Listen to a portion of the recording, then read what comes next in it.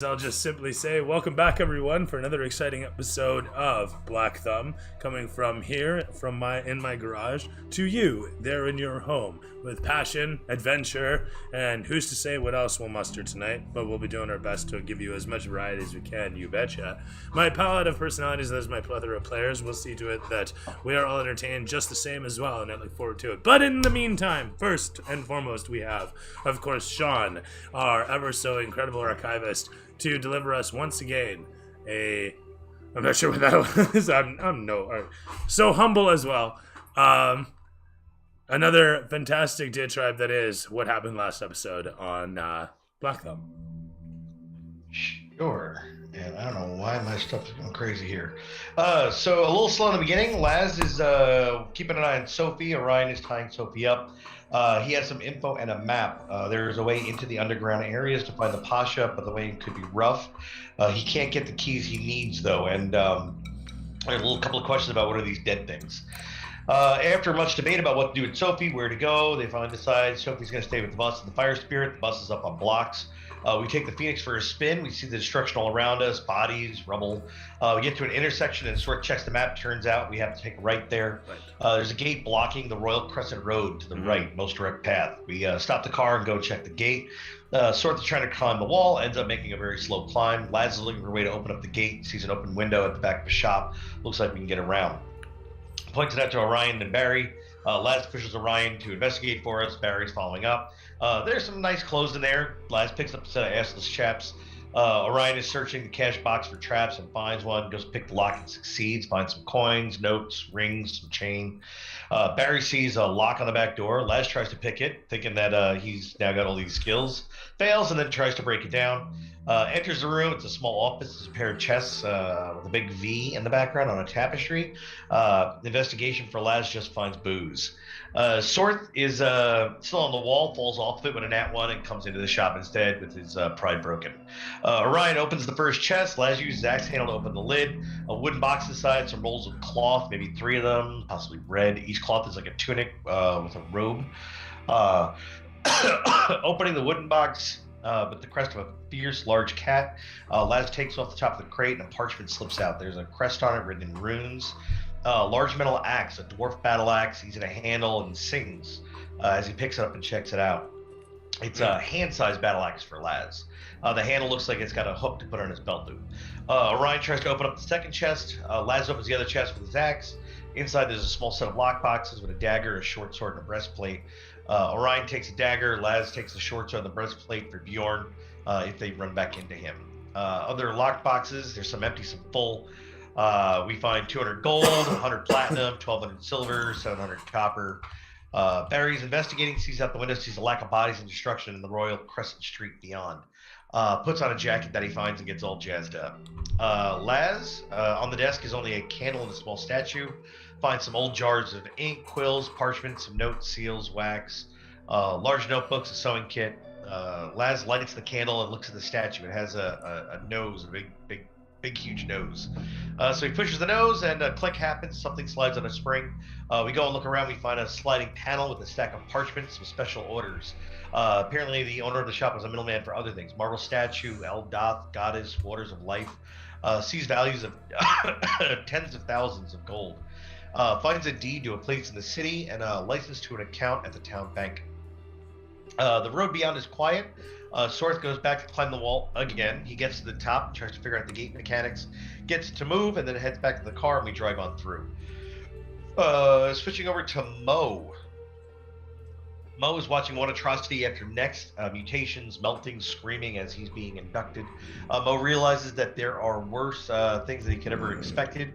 He's going to try and move up the ranks and get word that they need someone to lead a charge, leading out of the Undercroft to establish a new line of defense. He's confronting another team member about taking the position. Mo and his crew get the job and are brought to the surface. There are townspeople rebels looking to help the Scarabs to dismantle the Great Race. They have to keep away the interlopers, though.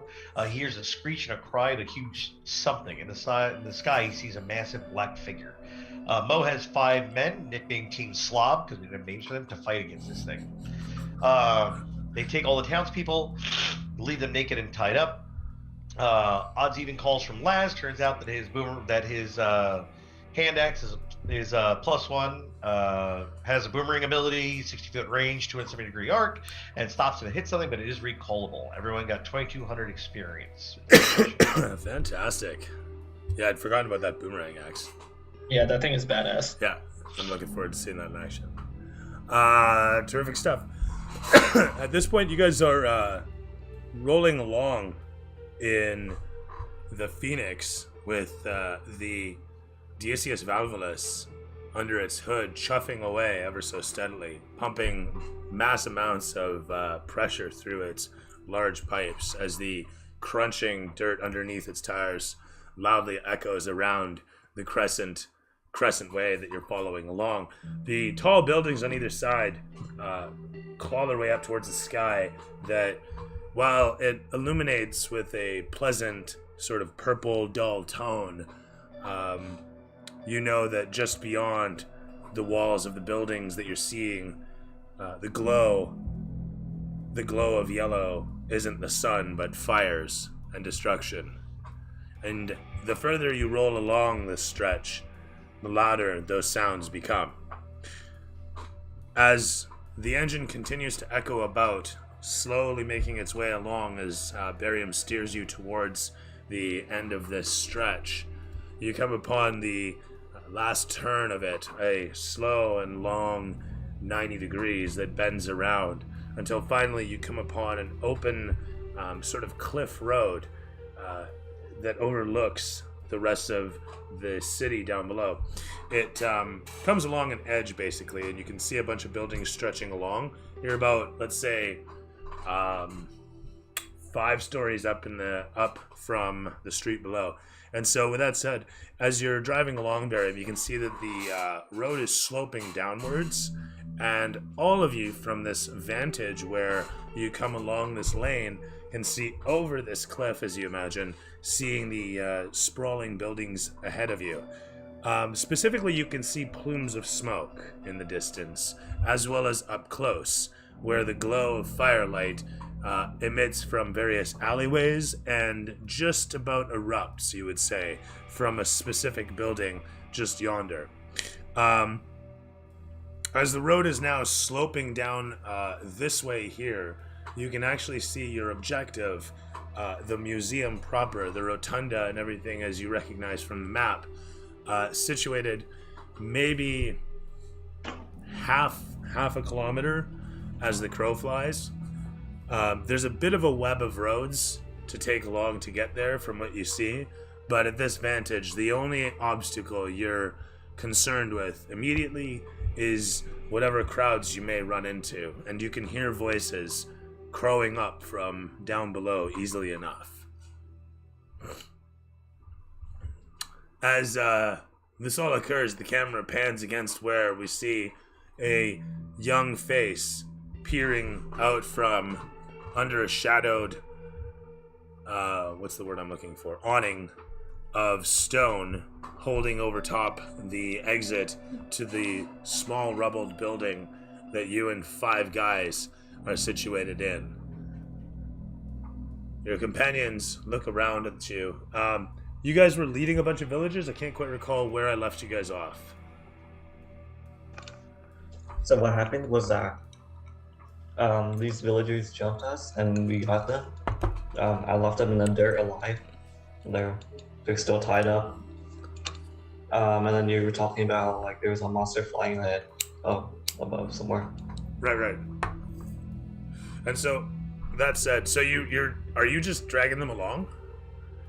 Naked and No, I left them behind. Oh, okay. They're just face down in dirt. I never untied them. But you still have your guys, eh? Yeah. Okay. So as it sits, you're looking up towards the sky here. Now the sun's beginning to set, but from where you're positioned, you can easily see the dark silhouette with his long, robust figure, massive wings spreading apart, and its tail writhing through the air as it retreats away from where you're situated, looking up into the sky. The area around the museum directly, as you're exiting this large building, is fairly rubulous. That is to say, it's pretty smashed up, pretty beat up. There are quite a few bodies littered about. You're not really sure who's belong to which side, but basically there's all sorts of different bric-a-brac around here, weapons, gear, stuff. You see dead soldiers, some of them with the Navy's emblems and crests, and some of them with the City Guard's emblems and crests.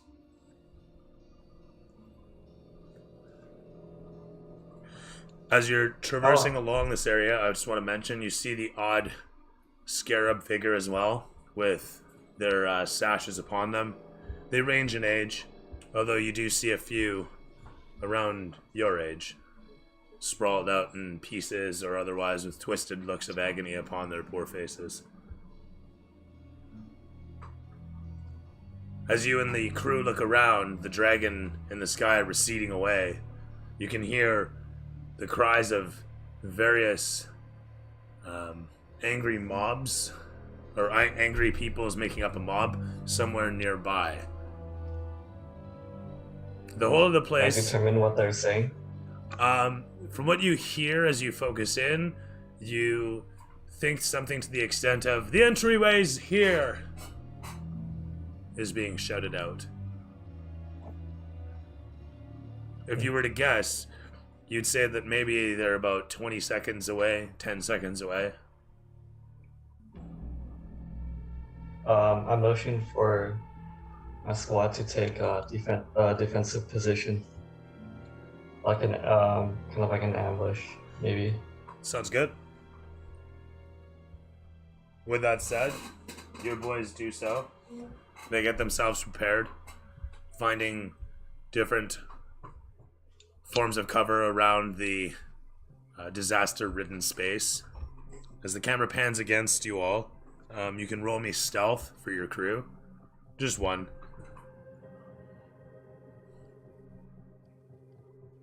Actually, we'll give you a leadership roll first.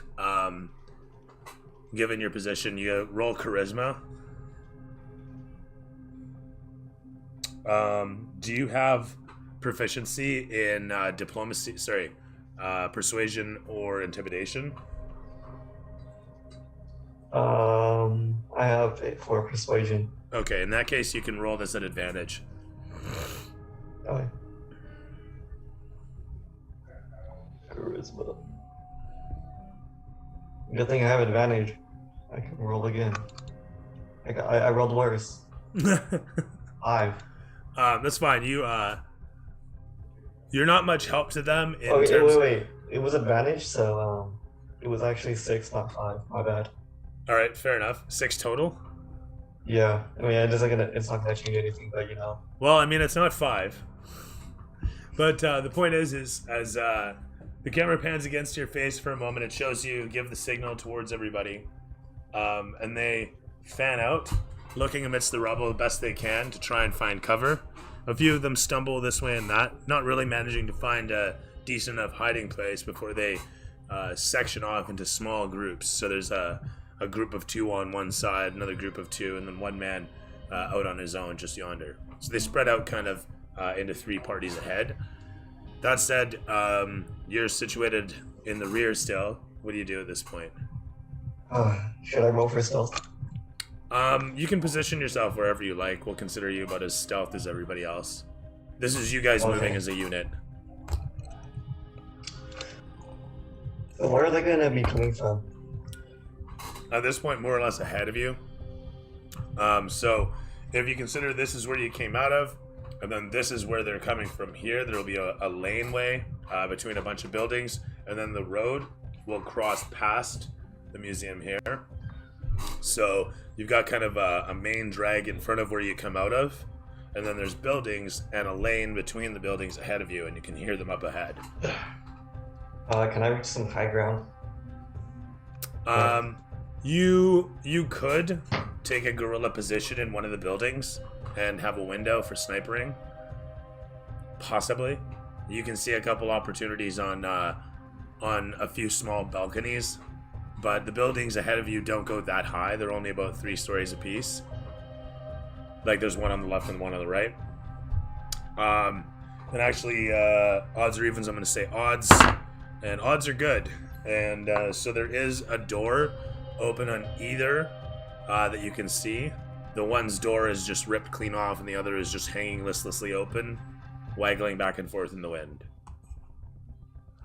Yeah, I'm gonna try to get into the second floor of that building. Okay. I guess, or like the highest floor I can. Within a time limit, of course. All right. What's your passive perception?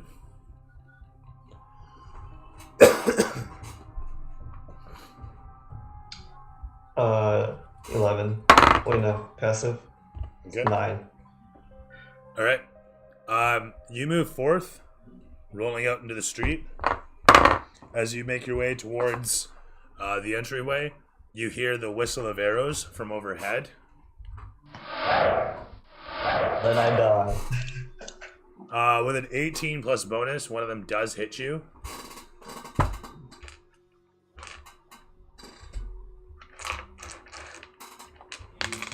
Whoop. As you take a total of 12 damage, 8 plus 4. Or sorry, 8 plus 3, what am I saying? For 11.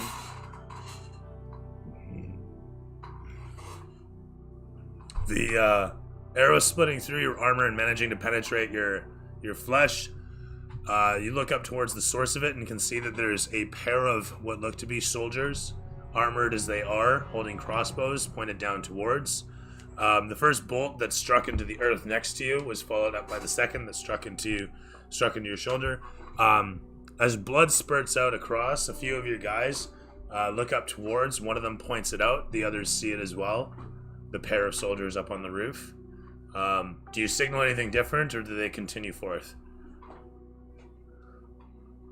Is it like quite obvious that the stealth is not working? Yeah, they know about you guys. It's obvious that they see you guys. Yeah, so I'm just like trying to get them to take cover. Okay. And try to like not get hit by some arrows. That's fair. Do you tell them to press forth, like to new into the building, or what? Most of them can double move into the building. Yeah, I want to get them to a more defensive position. Okay. So you guys make the rush for the door as the guys up top are reloading their crossbows during their little initiative round. You guys move into position, and during your turn, I guess you'd clear the doorway. Most of your guys would as well. The soldiers up top will release another barrage. They're both going to miss, actually, with a 5 and a 9 plus bonus. You guys manage to get yourselves into the door without any more damage. As the one looks you over, as one of your boys looks you over and yanks the bolt from your shoulder, one of your companions pulls the bolt from your shoulder. A moment later, another patches you over with a quick ribbon of cloth. So they've staunched the bleeding anyway. They like shove a poultice of some stuff in there, I guess, too, to hold it down. That all said, these guys are more helpful than my last teammates. So a lot of you, well, I mean, you know, it's very cultish knit. It's a good thing. That's the reason there's that term. But that said, you have a set of stairs leading up. You also have a balcony available to you. You have a set of stairs leading up from where you are, and you know that there's balconies on the second floor and third floor of this building. The soldiers that fired upon you are in the other building from the one that you guys were originally targeting. As luck would have it. So it's gonna be some time before they can, if they're gonna push at all. So we can just straight up just leave if we wanted to, right? Yeah, truth be, you can continue on through. Oh, okay. I don't think it's good for morale if I just run. So I guess I have to kill these guys. I want to say that as you make your way into the building, it's dark in here. Your people naturally move into positions, taking cover as they might. And being that it's so dark in this space, it looks like this might have been some sort of eatery From what you can see, there's a fire pit and there's a bunch of seating around, but you don't see any liquor bottles and whatnot. You do see a rack of beef hanging off to the one side, and otherwise the place is pretty smashed up. A bunch of furniture thrown about, tables overturned, because if you get the chance, why wouldn't you, right? Anyway, the point is, the place looks like it was some sort of restaurant, and dark as it is, your people have easily found cover. You can hear outside the place through open windows the rabble that was mentioned before has come closer, and what's more is you can sort of see against the corner a few of the first individuals coming upon.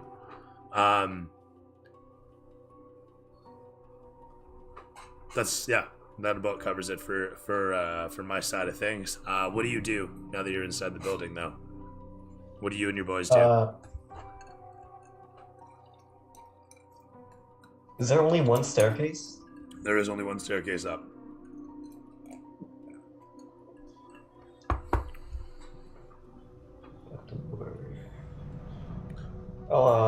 Since they're gonna be coming up pretty soon, I'm gonna have my men ready to fire upon them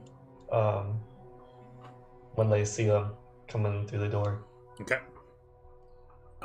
They don't actually come through the door, I want to say. As you and your people take position and you give this order, everybody's easily hidden in the dark, and the rabble pretty much marches past the first few windows until you suddenly hear the clap of crossbows again and the whistling of bolts that fire down from up atop, and a few of the rabble that come around the corner suddenly drop as the others scream in rage, a bunch of them gnashing teeth and whatnot, like as if they were suddenly frenetic monkeys overcome with an insatiable hunger and rage, begin to clamber up the sidewalls and balconies of the building like an absolute swarm. Their building.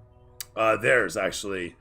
As an absolute swarm might, you watch the bunch of them who seem capable enough to do so begin to clamber up the building's side.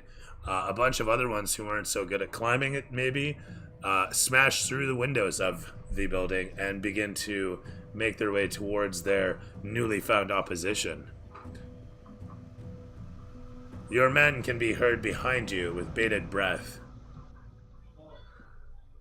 Is it quite obvious that these are these people are not of sane mind?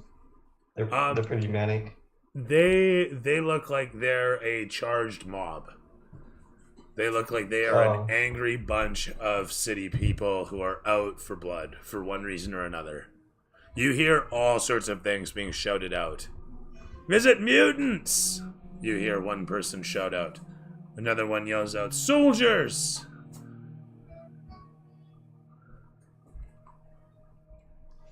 The lot of them, one after the next, like I say, a wave of ants, these rebels are, as they make their way into the building, washing through whatever holes are up the walls as they might be able to. Do you and your men do anything? These guys aren't actually. Okay, this might be stupid. I'm gonna use my amazing charisma to get them on my side. I'm not sure what to do what, but maybe it'll be useful. And it also might get me killed, but I believe since Mo has always been a charismatic person, I believe he can believe you do it. I believe in you. And not die. So what are you doing? I'm gonna go up onto the balcony. Actually, no. My little kid lungs won't be able to yell over everybody else. That's gonna be a problem. They're not gonna be able to hear me. Alright, scratch that plan then. Unless there's a megaphone lying around. I'm just gonna leave quietly from the back and see if I can find where the soldiers are based up. Well, the soldiers in this case, the ones that fired upon you, are sitting on the roof of the building across. So So they're the only ones like around. I mean, they are soldiers. You don't know if they're city guard or navy or what, but you know that you were just fired upon by professionals. Okay. That actually gave me an idea. I'll join the mob. I'll try to get one of the soldiers out to interrogate them. All right. Me and my team will walk up. Roll, weapons, shields. roll for leadership here. Yeah. So that's your persuasion check.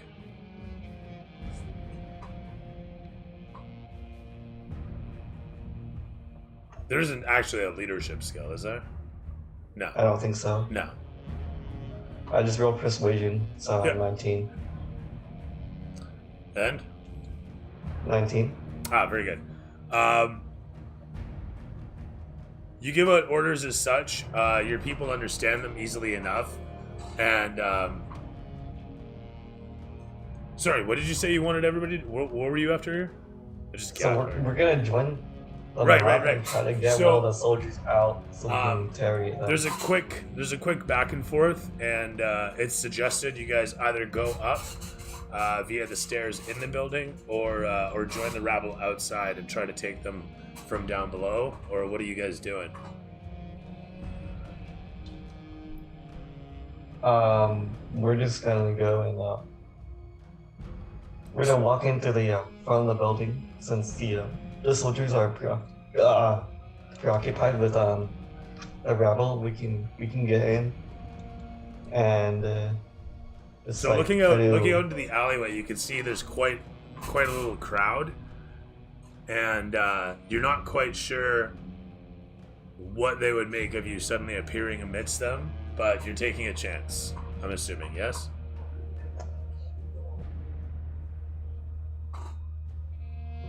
You've already won the leadership role, so your dudes will follow you. If you say we're going out into the street, we're joining the rabble, they'll be there with you.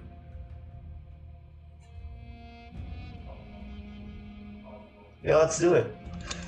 It'll make sense. I'll walk out, weapons sheathed, just proclaiming how hateful speech against the soldiers, how they shout at me for no reason, and then try to gather up as much pity as possible so they won't try to kill me as well. Should I roll persuasion?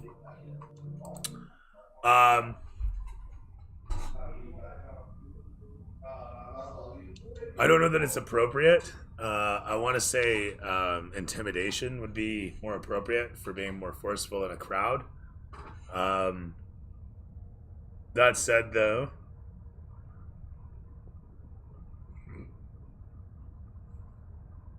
yeah, you can throw me intimidation, but you can throw it at advantage for having all your boys with you. You made the leadership, so...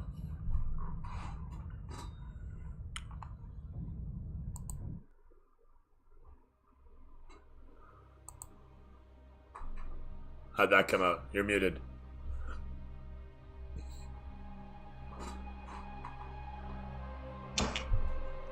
Luckily, I got 21 because my second roll got 7. All right, terrific. I was scared. As you rush out into the street with your people, or as you walk out into the street with your people, the camera gives a pan down against the alley of the street.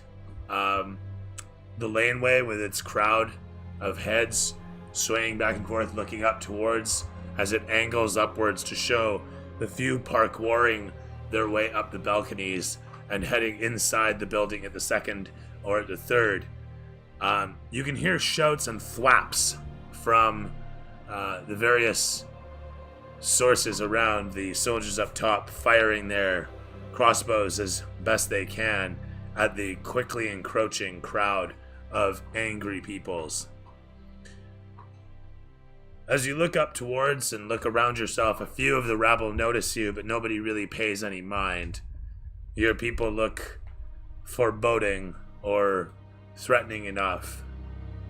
and don't wear any crests or colors of the local guard or authority. They leave you be as they continue to close in on their target. What do you do? Your people look to you. One of them asks, "Are we going up? Are we going after the soldiers?" Yes, we are. Or, There's a quick montage of you making your way up the stairs. You come upon the rooftop to see the villagers are about to throw one of the soldiers off the edge. The rebels are about to throw one of the soldiers off the edge, and they've got another one, wrapped up on the ground, roped up. His crossbow sitting to the side. A rather large-looking, heavy thing. With that said, you come to the rooftop and you see what's about to happen. Do you say or do anything, or do you let them just throw the dude off the edge, or what? No, I'm gonna stop them and say, "Hold it. He is still useful to our cause." A few of the rabble shout out back towards you in Kalashite things such as throw the shit out. He fired on us. He fired on you. Who's he? Things like godless camel dung, stuff like that. They don't throw him off yet. They turn around towards you. You can throw persuasion or intimidation. You're gonna have to beat 17 or better. 17 on the dot. Bam. Anything specific that you're saying to convince these guys, or is it just some resounding emotional schlock? I'm gonna say how obviously these soldiers are following orders from someone above. So what they're doing is the direct cause of their superiors' actions.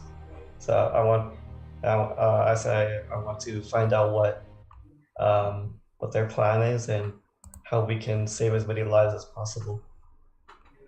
I'm not trying to do that, but I get all that, but it's a good narrative. And the camera pans against you as you deliver this with the right form of gusto and gumption. And as it closes in upon your steely eyes, the few villagers or rebels that are looking upon you start nodding their heads, and they yank the fellow back from the edge. And one of them punches the soldier out as he clatters to the ground, rattling in his armor. The rebel follows up by spitting on him and then looks over towards you and says, "And who are you?" And the camera cuts to your face, and then the several faces that close in behind you of those scarabs following you. And then it cuts back to show the chuffing and the rumbling of the engine. And it cuts back to you and your boys and everyone as you hear the echoing of something rhythmic and odd, but familiar, somewhere in the distance but nearby. The echoing of something mechanical, something Gondian, some engine, some platform, some piece of the great race is rolling around somewhere nearby. And then you see it, off in the distance, just at the edge of where the basin that makes up this rotunda comes down into the city. You can see a rolling, chromed something, a vehicle, a platform. And some of your others notice it, and some of the rebels see it. And as one of the guards stares past you all, and the few other rebels nearby him all look towards, everybody turning their heads simultaneously to see, in the distance, the Phoenix. Not that you know what it's called, but we know what it's called. And as it's rolling along, it shows you and your people, and you hear the rhythmic chuffing of that thing in the distance, as it slowly meanders its way down the slope, making its way into the basin of the heart of the city area. this district will soon echo with that thing. The rabble encircle around you, and one of yours, looking towards one of the rebels, gives him a nod as the rebel says, "So what do we do?" And it cuts from there. And it shows, again, Barium at the wheel. As you bring the unit back down and around, you made note of the route that you probably want to take. You have a decent idea, you think, of how to get to the museum. Never mind the map.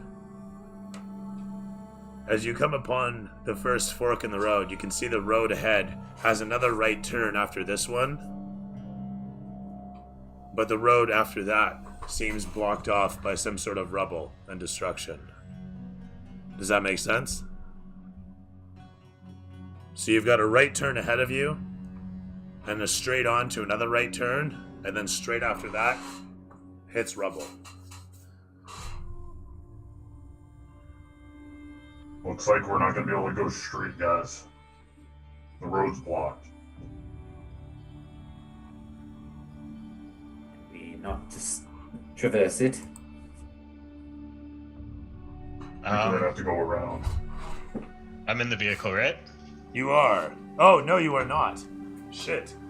A wild Bjorn appears. By the way, I totally forgot to mention this part. As you guys roll along, I guess we'll do the quick cut and montage here. There is a there is a walking pair of legs, armored, situated next to a robed figure that were shown along through the streetways. The armored figure, as we pull back, we see to be. Oh, sorry. Do you have greaves currently? You just have your breastplate. Never mind. Yeah. So we see the pair of legs next to the robed figure's bottom half. As the camera pulls back, we see it's Bjorn and the Vizier. Oh my God, Mustafa, I think his name is. I can never remember. Lion King Dad? No, I can't remember his name. Oh my God, it's gonna bug me now. In any event, you and the Vizier making your way towards wherever the Vizier is actually taking you. You feel fine, all in all, but the Vizier is obviously quite perturbed. And occasionally he asks you questions, such as, what do you remember of your time down below? I was sailing with Valkyr. We raided, we pillaged, we drank. It was glorious, but he sent me back as he always does. As the Vizier looks you up and down regarding what you've just said, he simply says, "You are dead, huh? You are dead and you are back. But you are not back by natural means. I will take you to a man who was responsible for seeing Orion brought back." I'm already back. "You are not," he simply says. The camera pans against your face as you, I guess, would probably be confused with the statement, or maybe upset, I'm not sure, offended. How Bjorn I'd say would feel. upset and offended. This is some blasphemy. And as you continue to walk, like, do you say anything to this? Do you do anything? Do you what do you do, if anything? Well, I don't think I'd walk with him to go see this man that brought Orion back.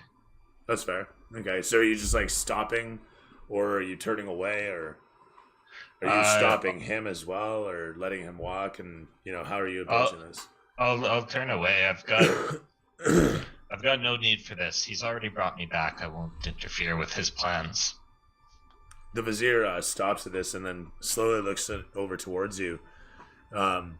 Turning full body to face you, he says, "I do not believe you understand your plight." And actually, he doesn't talk about it. He gives me, "I don't think you understand. You are sick. You are unwell. Ill. Do you understand? You are sick."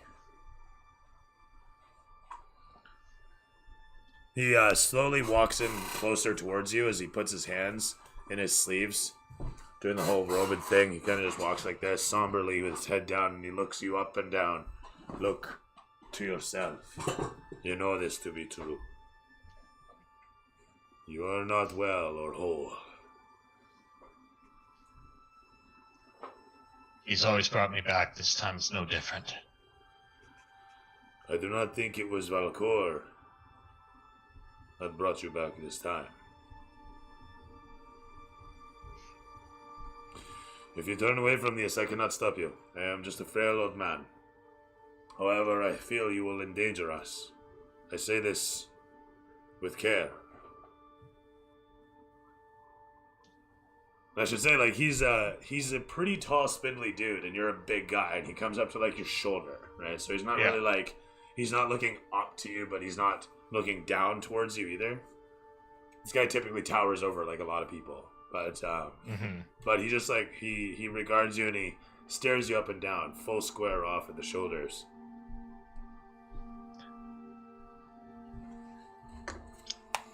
I think I'm gonna turn away. I need to get to the crew. They need me to. I was brought back for a purpose. I think it's them.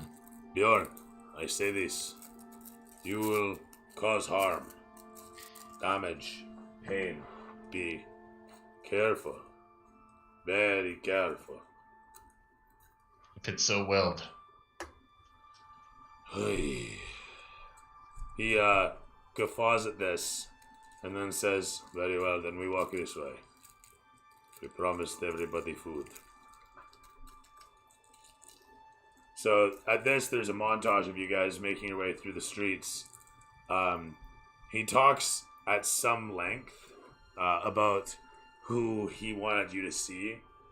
Not really saying too much, certainly not a name, but does touch on how the fellow is a specialist in odd methods of magic, specifically alchemy, and that he would not have turned to this figure if there was anybody else.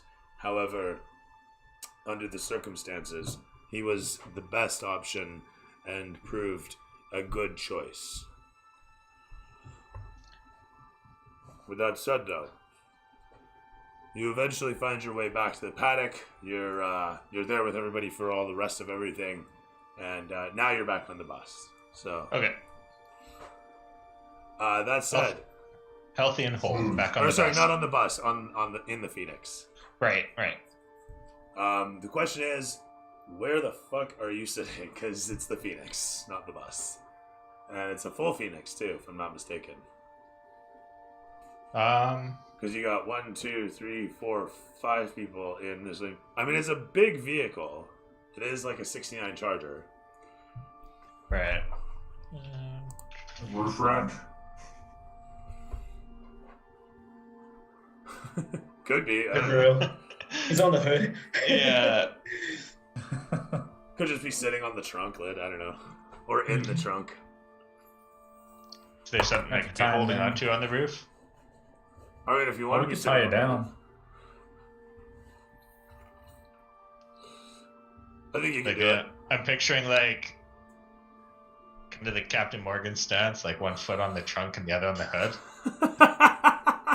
But I probably need something to hold on to. I was picturing more like, you know, you're laying on your back and you're just strapped down. So with that said, gentlemen, what's it to be?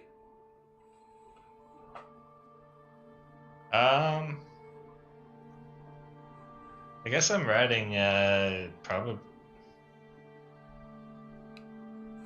in the back somewhere, crammed in there. All right, sounds good.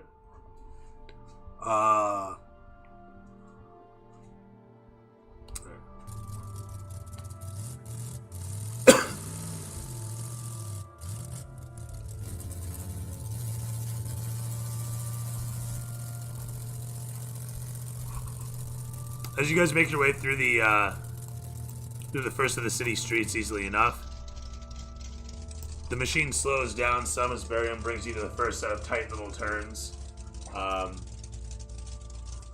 Sorry, were you taking the first or second right? So wait, you said the straightaway ended up having a blockage, right? Yeah. There are two rights ahead of you. There's an immediate right, and then a right just a ways down. And then further down the straight stretch, it gets blocked up by a bunch of rubble and destruction. So a bunch of carts destroyed. Looks like a bunch of soldiers got blowed up.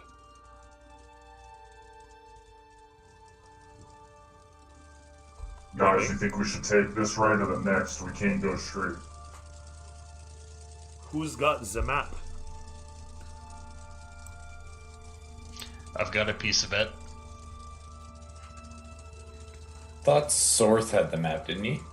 So I've had half and I had half. We both have maps, but they show different locations, like entryways. Yeah, mine was showing the coast. I think you have one of each. I think we both have a coast and a city, because we each got two maps. Right. Do any of them show the area that we're in?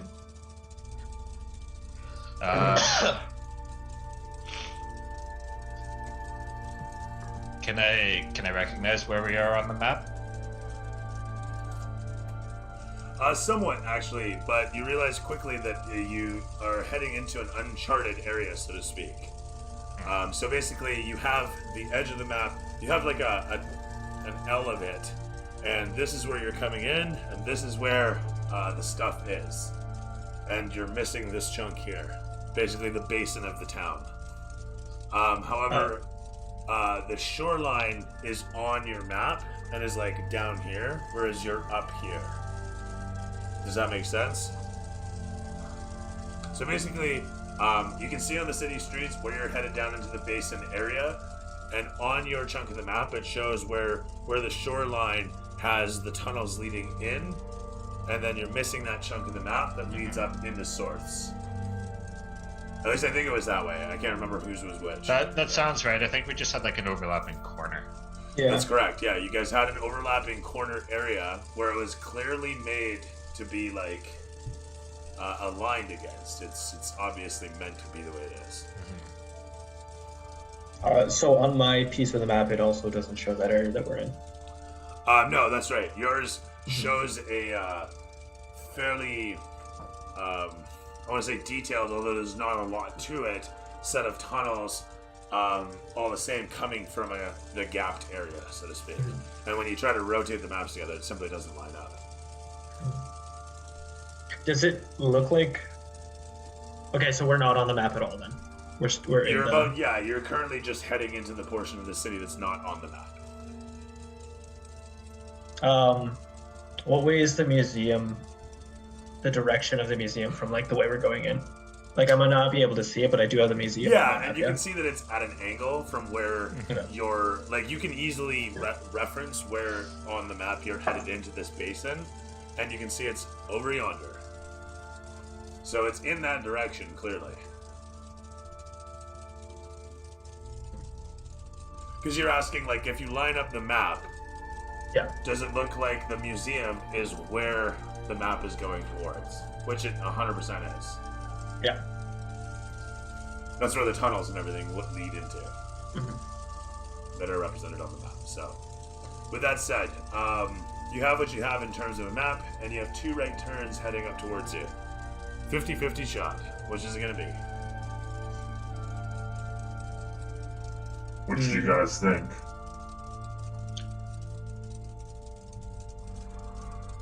It looks like as you come closer, they're both main streets. Neither is just an alleyway. Which one looks less like? Does one look like there was more action through it or no? Yeah, the one further down looks like it was just like a battleground. Like more recently? You're not sure how long ago, but there's definitely more destruction down further. The destruction that you're seeing around the first corner isn't, you can't really tell if it's a day or 2 days but there is some destruction. But there is definitely a shit ton more further down.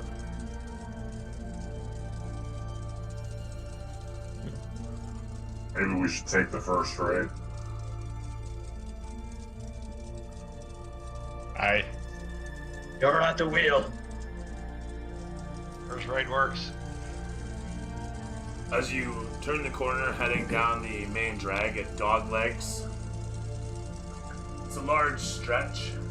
As you follow along, slowly making your way past bits of destruction, you can hear the sudden and unmistakable cries of angry people somewhere close by. But what's more is you hear the sudden cry out of something bestial and terrible moments later. And as this occurs, a lot of you guys in the vehicle become front row to a visage indeed, as there's a sudden explosion of wood bursting from a window, rubble shrapneling away from the edge of the building, as something loud and sudden explodes outwards. As this occurs, the building blasting rubble and stone across the streetway, you see a bunch of peoples rush out from it, and gray forms soon after. A pair of hulking, clawed, angry, and fanged things that you recognize somewhat comes marching out towards the many humanoids that rush away from the now smoldering opening in the side of the building. There's what I'm after.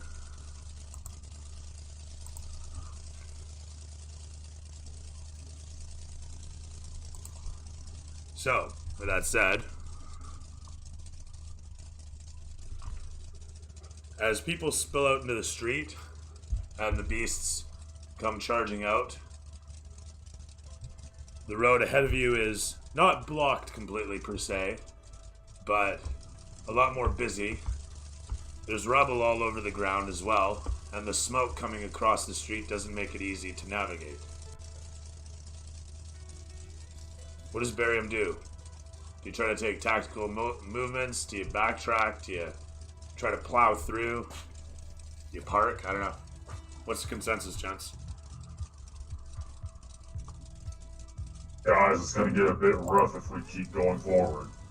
The destruction and everything is probably about 50 feet at the most. And there's a small crowd of maybe 6 figures, humanoids that they are, sprouting out from the hole alongside the 2 hulking gray hunters that come charging out after them. So the hunters are chasing these people? They're They don't armed, look like- yeah. And while the hunters are armed with bad body odor, massive claws, teeth, the rebels or humanoids, or you're not quite sure, but they don't have sashes upon them. Not that you see immediately, anyhow. They're armed decently. Some of them with swords, one of them with a what looks to be rather large mechanical crossbow, and a few of them with axes of various sizes and utility.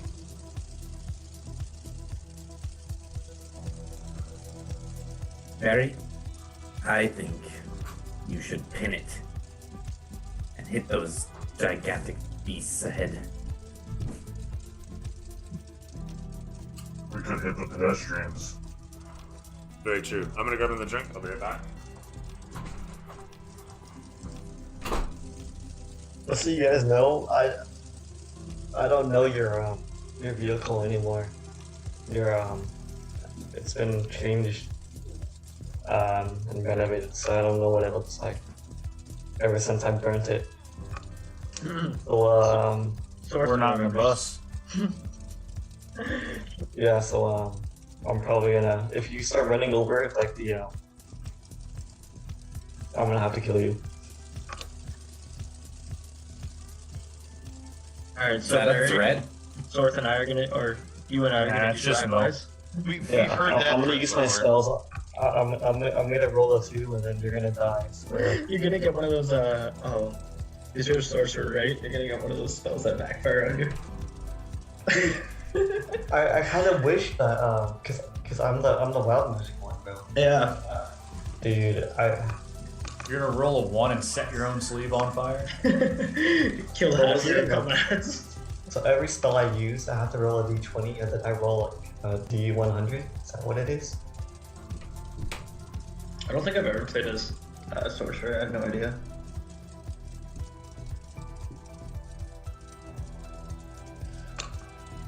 It's so hard to use D&D on your phone, bro. Cause I don't know the layout. You gotta flip the pages all the time. Yeah.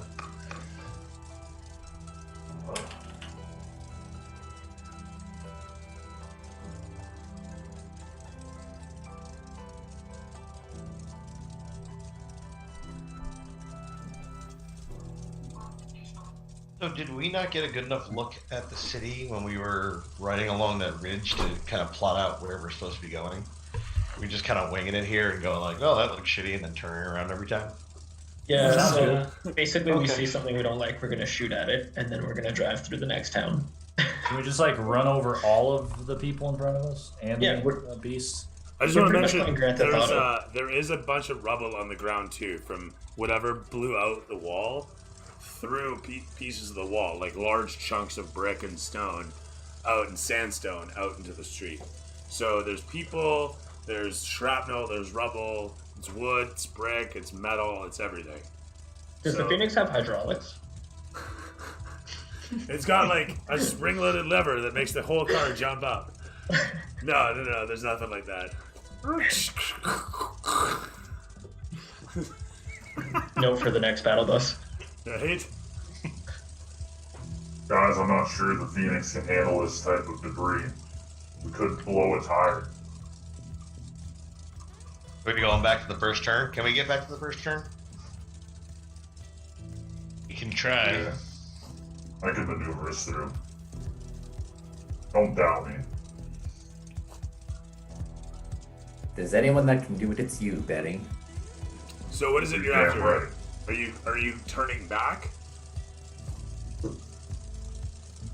Yeah. Yeah, Because we're at the second turn, right? We're going back to the first right turn. Yeah, you're coming Trying up to take towards. that. You were coming up towards a dog leg from the first turn. You guys turned up the first right, followed it along to a dog leg where the wall blew out, and these guys amassed.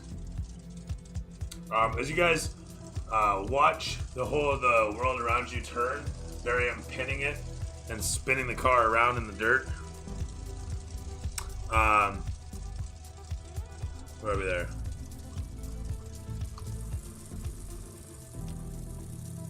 With that, you give it a rev.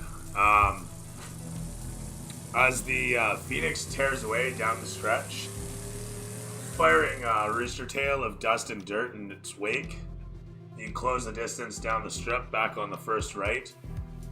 As you turn the corner there, you guys can see the silhouette of something dark and large overhead.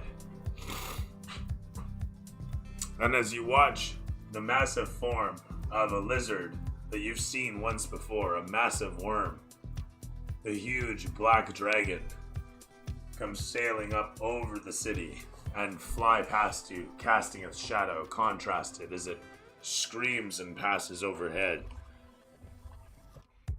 Is this the one I injured? Dragors. I don't like the look of this. As there's a sudden thunderous rumble somewhere nearby, the hull of the Phoenix shakes on its suspension. Those of you astute enough insight that it landed somewhere nearby. As you are currently on the straight stretch heading towards the next right turn, is there anything specific anybody's doing in the ride before they reach it? Sorth wants to get ready. The camera pans against the faces of each of you in the vehicle, and we can see Sorth in the background kind of getting jazzed up. What does ready mean, though? Like, weapons-wise, gear-wise? Are you just Yeah, sharpening weapon-wise. arrows against your teeth? And I kind of like pick my teeth, getting ready, seeing if they're pointy enough. Fantastic stuff, Uh, right? I'm gonna cast Shield of Faith on myself. Right, you do so, giving yourself a moment with your emblem in hand. We watch as there's a slight glow all around you that fills the whole of the ride. Nobody else feels shit off it though, other than kind of blinded. Jesus, man, turn that thing down. Laz kind of feels warmer with where Bjorn is situated. Bjorn has to like sit over the bump between the seats. He's just too My damn knees big are like for- this. Yeah, Bjorn's riding bitch because Laz is in the right front passenger seat. With, like the I can see his great axe like sticking out of the roof. Like the three of you, big dudes, all three of you, and Barium's like reaching over Bjorn, like trying not to grab the wrong stick there. But point being, yeah, long as you guys wedged as you are, get blinded for a moment by that holy goodness. Laz, anything you're doing specifically speaking? I mean, Laz has his axe in his lap. There's not much other things he can be doing right now besides making sure he's prepared to get out of the vehicle quickly. That's fair. So at this point, I mean, the car is just kind of coming up to the right turn, like it's getting ready for a drive-by. And Barium, as you come to the corner, I mean, do you do anything special or do you just roll around? Are you ready for anything Probably specific? slow my speed a little bit, All right, fair enough. just kind of to take the surprise in, And but Orion? then speed back up. Cool. And Orion?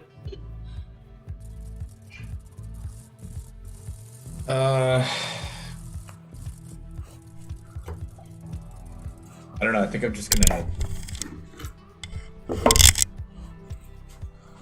gonna chill. Taurus would like to roll down the window and mean mug anyone he sees on the streets. Actually, Orion's gonna sit next to Barry and just put his hand on his shoulder and watch him work. Watch him do his thing. All right.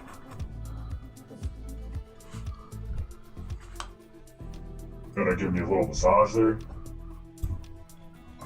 No, not at all. Yeah. Barry, there's something I want to say. I mean, I could really use one. Maybe some other time. But seriously, there's something I need to say. Go on. If there comes a time when something happens to me or the crew is in danger and I must do something illogical and irrational, just let me do it. Okay, friend? I owe you all that much. I don't know what you're talking about. But I can already tell you we can come up with a better plan than that. I'm just saying, in the future, if something does happen, and there does need to be a fall guy, let that be me. Hey, don't throw your life away over some dumb shit. There's no reason to now. I'm just telling you, my friend. I let my past crew down, and I won't let this one down. Not again. Then don't throw your life away. I'll respect your wishes, Orion. Thank you, Now, Bjorn. don't send it in. Weren't I'm both not of you going to- weren't you both just dead? Yeah, I'm not saying I'm going to I was die. brought back for something. I'm sure he was as well. He'll fulfill his destiny, and it's not up to me to interfere with that. Perhaps I don't die at all. I'm Hey, I'm you were both I'm brought trying to back have a to not sentimental die. moment. Haven't you ever read one of those weird books where they're like, oh, the hero, he's sacrificing himself? I'm just trying to make up for my past mistakes. I can't read. Crews. That's true. Listen, all I'm saying is I let down my past crew, and I will not let that happen again. So I'm just warning you all before you do something stupid, if I have to do something stupid. That's all. If you die again, I'll kill you. Yeah, I hope you do. How stupid is too much stupid. Well, you're looking at it right here. Listen, I'm quite content living. I'm just saying. Ah, God, this. I should have got you drunk first. This is way harder this way. Ugh. Anyways, That's what she said. I'll just kind of smirk and shake my head and go to massaging Barium's shoulders since he wanted a massage. All right, that sounds fine. I knew you couldn't resist. That's my little nimble fingers. Oh God.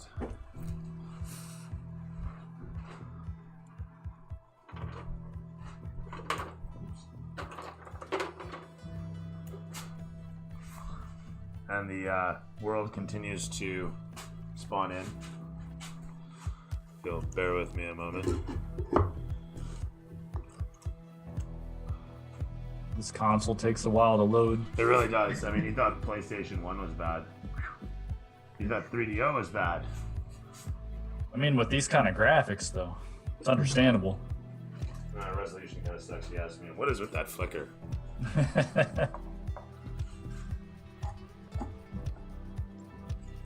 Alright. Zamsky.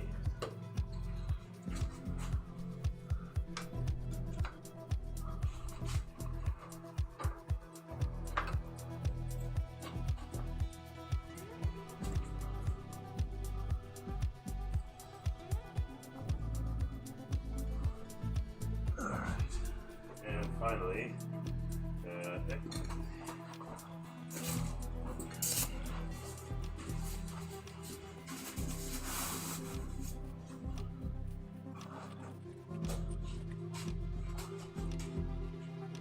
oh shit! Just realized I don't really have a Phoenix. So you said your aunt is going to Ukraine right now? Yeah. She just sold her house, so she's flying back there. I got a cousin who's having a wedding, so she's gonna go to his wedding and then stay there. Because they just closed all commercial flights. Well, there goes that idea. Wow. Balls. I hope your family's okay. Yeah, they'll be fine. They're, like I said, they're all on the west side, so I mean, they have at least 2 to 3 days. They can get out. Before Yeah. They won't. They'll stay and do their thing. They will? Probably. I mean, half of them, because the men are still conscripted into the army. Yeah. It's just what it is. I was just talking to my dad about that the other day because none of us want war. And it's like, what would you do if like war was on your home soil? Would you have stay? to. Would you? I mean, if it's on your home soil, that's a whole different thing. Exactly. I'll beat them all up. I mean, the reality is you could go anywhere else. Like, you don't have to stay there. I mean, the world's kind of big. That's what I don't get. Yeah. Mm-hmm. Do you really need war in a global society? I don't. Yeah. That's why we haven't been invaded by aliens. They look at us and go, well, they're just going to kill themselves or something. Like, honestly, we don't need to do shit. I'm just surprised they openly attacked like this. I don't know. It's not the first time they've done it. No, not at all. Yeah, it's true. Like I said, 2014, they did the same thing. I guess I gave them too much credit. Well, when you consider nobody really did anything back then. Well, exactly. That's what I'm saying. Like, they did it once, they probed it, and they're like, oh, we got away with that. Shit. Well, hey, let's do it. Yeah. Yeah, it was a test. Look how long it took anyone to face Hitler. Yeah, no doubt. It He is practically true. invaded France before they actually did anything. Ugh, what a situation. Fucking crazy, man. It's gonna get to a point China's gonna get involved, I swear, and suddenly we're gonna literally have another Then world we're war. fucked. Well, that's what Yeah. people are wondering: is China going to make a move on Taiwan while this is all going on? Like, That was my suspicion the other day. They easily good. I feel like they'll step in the moment other countries attempt to step in, and the U.S. sent troops over. So, Well, they already said that if the U.S. does anything to Russia, that they're gonna screw them over, basically. yeah. Which, you know what's so fucked up is like so many countries work together. So if you start screwing over one country, it's gonna screw over the countries that they work with, and Yeah. like a chain. Well, that's literally how World War I started. Was like, hey, one guy got shot, and then they're like, no, you screwed with our guys, so we're gonna fuck with you. And then it just kind of kept rolling. Except now we don't go like all out war. It's just cyber attacks and everything. That's what we've been saying for however long. We'll see if that holds up. Yeah. This is crazy.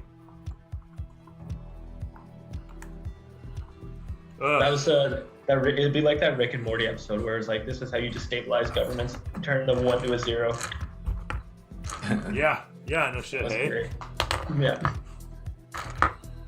Unfortunately, we're in such a position whereas finances are not so easy to manage or take Yeah. away or control or etc. And you know I don't know, what? Trudeau can do it. I want to say good, but then here we are, faced Yeah. with the situation that we have, and it's brutal. It's really fucking crazy brutal. And last, there you are. Bam. Makes me think, like, in a few years, what's this going to turn into?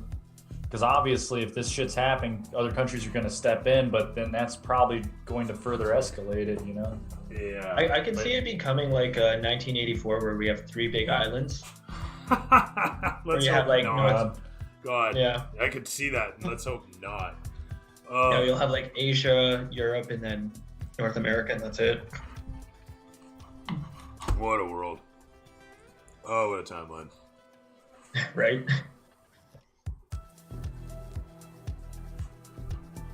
Oh, wait, that's not the one I was smoking. So many roaches. No, seriously. It's a lot of roaches. Oh shit. I don't even see that. It's just like a mess of roaches. Literally, just roaches. You can make like a picket fence with them. Oh my god, just burn it and then get really high. Yeah.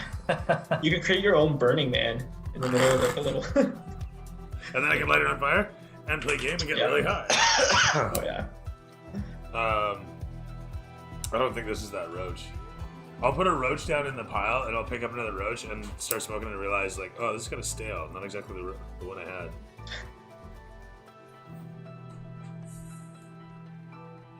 That's not too bad. All right, as we were then rolling into the area.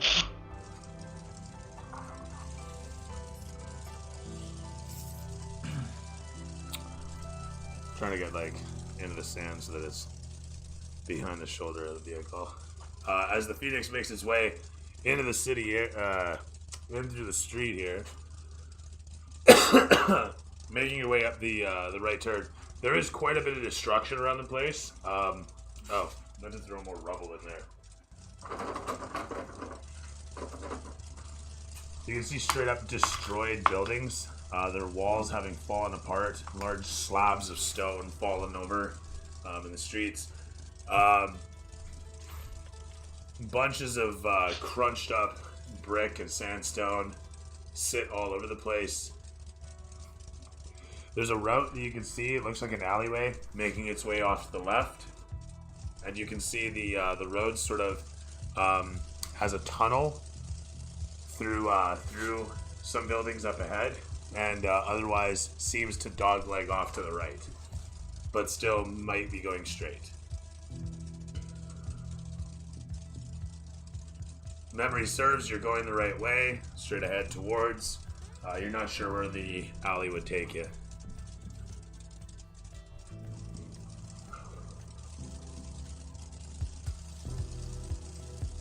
Flip that coin, Barry. Maybe we should try an alleyway. Sold.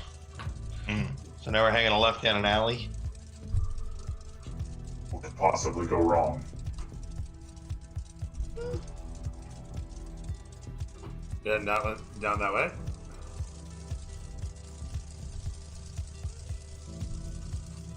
Yes. Yeah? Alright. You guys make your way down along the stretch, heading that way as you are. We'll do this, will be.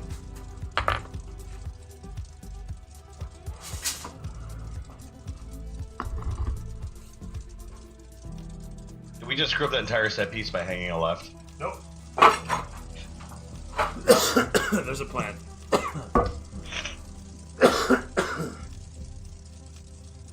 Nothing ever goes wrong when the convoy turns down an alleyway.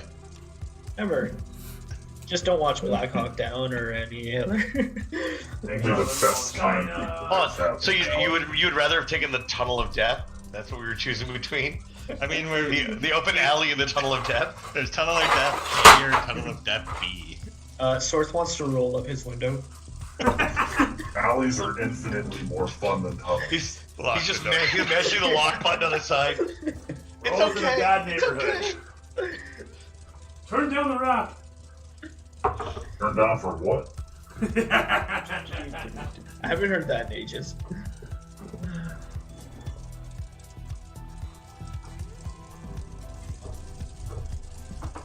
Alright. Alright, so far I've got to take the second right and then the first left into an alley. Trying to think how to set this up actually.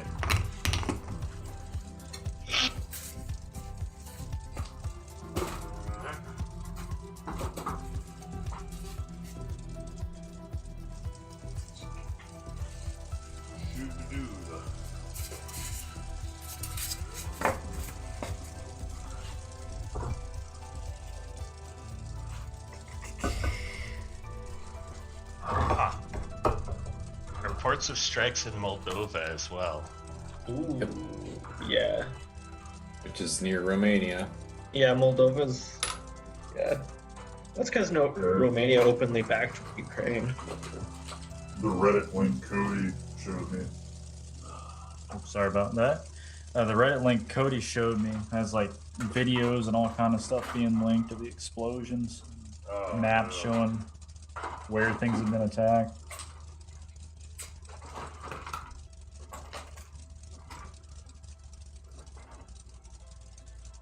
What's the link? I can put it in the Discord.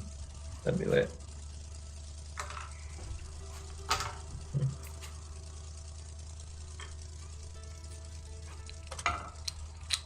Thank you, sir. Mm-hmm. It at least gives you like, certain information to keep track of what's going on. Biden's been, or some Biden, fucking Biden's been talking to the Ukraine leader. Fuck is Buden? Where'd I get that shit?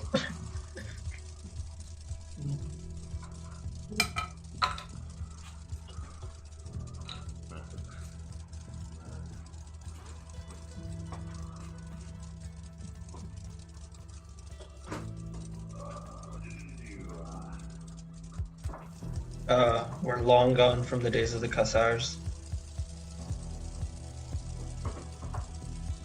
So as I'm setting this all up, sorry I'm taking a moment with this.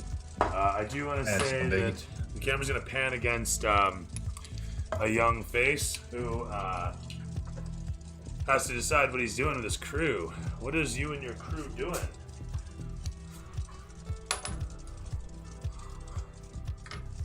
So what's the status of the vehicle? Can I make out what? You can absolutely try and figure out where it's headed.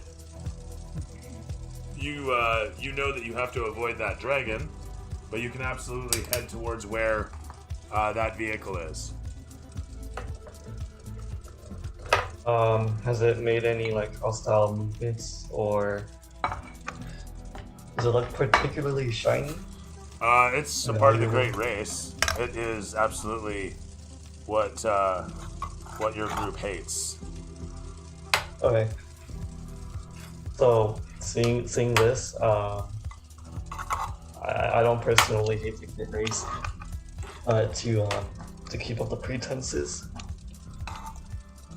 and to get me promoted, I guess I'm gonna have to hunt whoever these people are down. I don't know who they are, right? I don't. No. You Okay. you just know that they are clearly part of the Great Race for having a platform like that. Alright. But no, So, nobody likes that. I'm gonna try to get the rabble around me. To try to keep track of the vehicle. Try to see where it's going so we can cut it off. Okay, sounds good. Oh, and also I'm gonna take I'm gonna Can I question the official real quick? The soldier. Yeah. The roll for intimidation. Yeah, 100%. You can have advantage on it as well for having the whole rabble all around you. Okay. First one's a 5. The second one better, it's a 19. Okay, so well, these advantages are really saving my butt right now. What? I would have so many 5s and 3s. I'm just gonna ask them what their superiors plans are, who their superiors are, who like deployed them here, and what are they doing here. The fellow looks you over and responds that he is part of the Navy, and they've been deployed to quell whatever violence has overtaken the city. And he doesn't understand how his fair city that he loves so much has gone from what it was to this terrible, terrible travesty.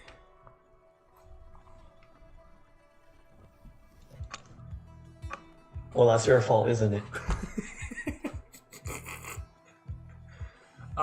So with that said, he says, I was at sea. I come back to this. I don't know who you are, but if you're not with us, you're against us. Yeah. So at this point, one of your guys, just for no good reason other than he wants to, punches the guy in the face.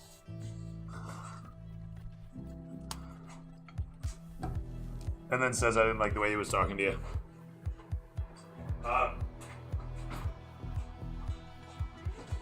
With that said, I'm just gonna tell one of my big men to haul him over the shoulder, bring him with us. All right. Well, we'll be waiting for further news of the info where the truck is going. Where is it? What is it? Nondescript vehicle, I guess. It looks like a 69 Charger. I don't know anything about vehicles. Is that a Toyota? It's a Dodge. It's a long, low sports vehicle. You hurt me. Used to be a drag race specialty unit once upon a time. Maybe still is. I don't know. Utility vehicle? I do not want to put that out there, so I'll do that. Don't hurt me like this, Ben. Yeah, 69 Charge is a classic. Do you know that the invention of SUVs is because of a loophole in the government? Because they wanted a miles per gallon limit for cars, except for like old cars, because the farmers needed them because they were broken shit. So that was a loophole. That's why the SUVs were created.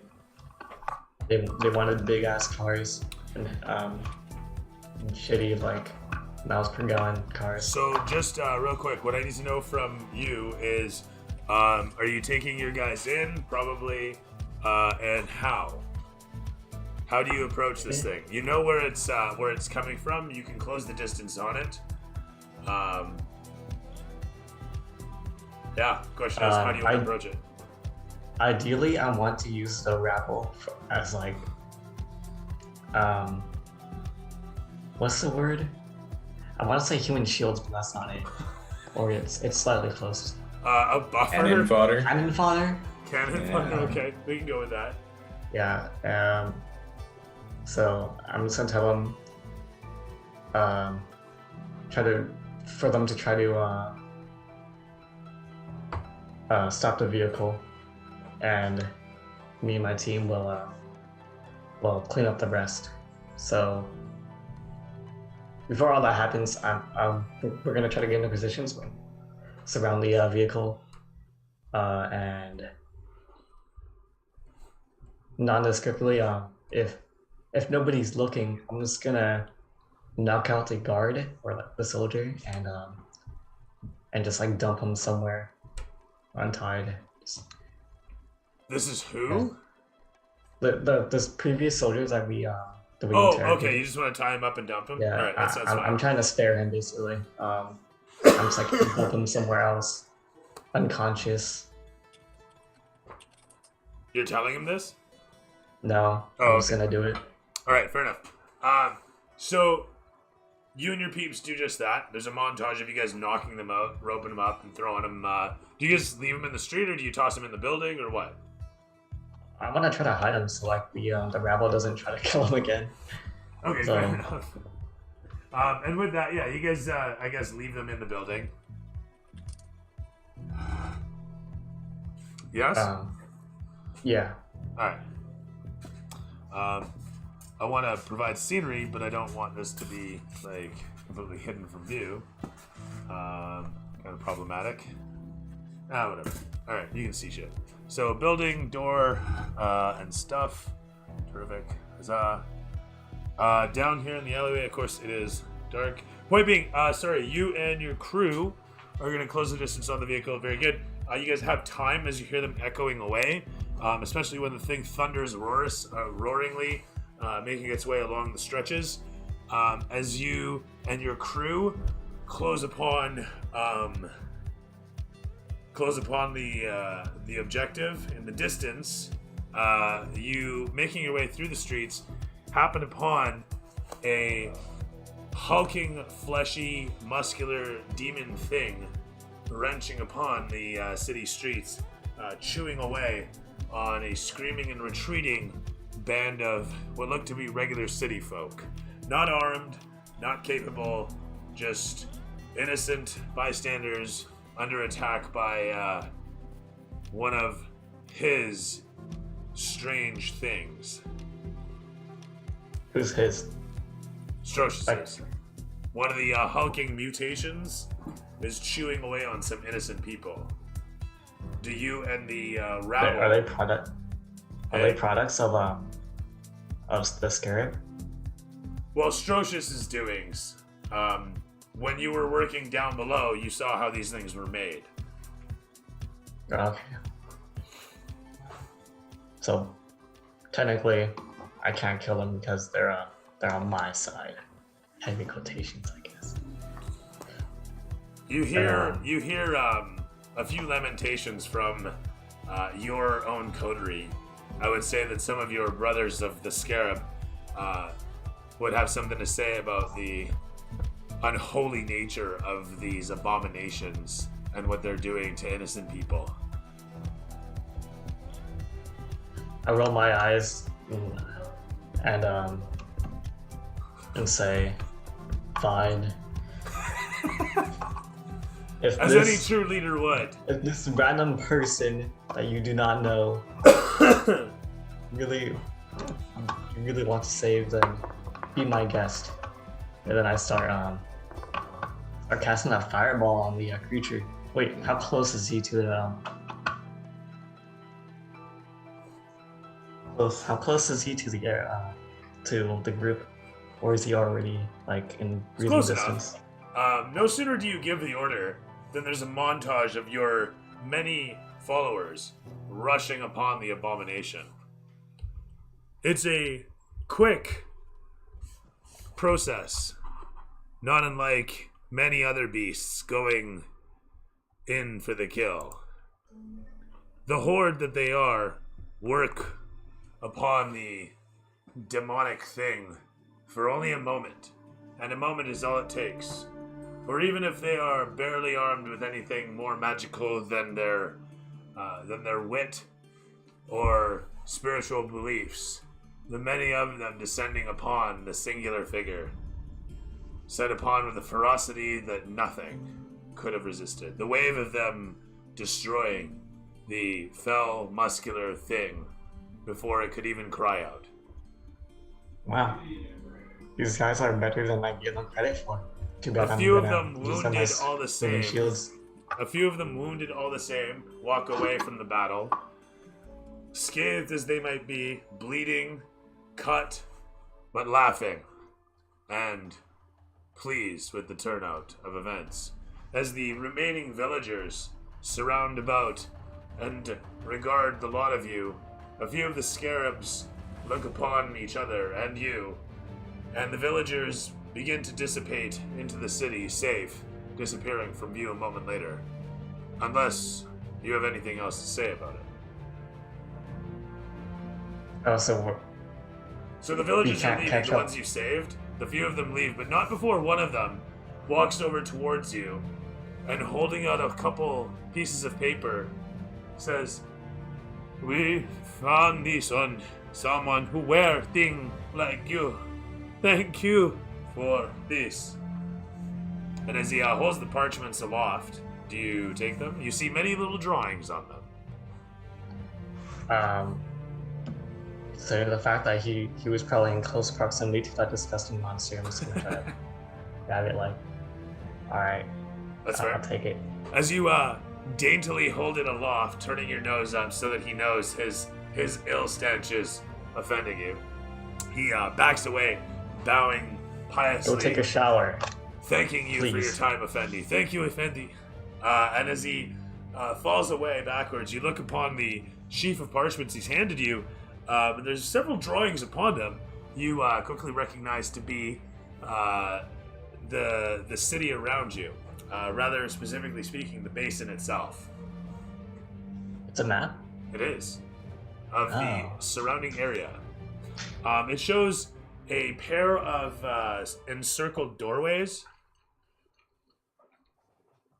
situated at opposite ends of the circular structure that is the museum. You recognize one of them that you were told is a side entryway, which is guarded, but you didn't see the other one. Okay. I'll decide to investigate this later. I still need to go after the that vehicle or are they like out of range already?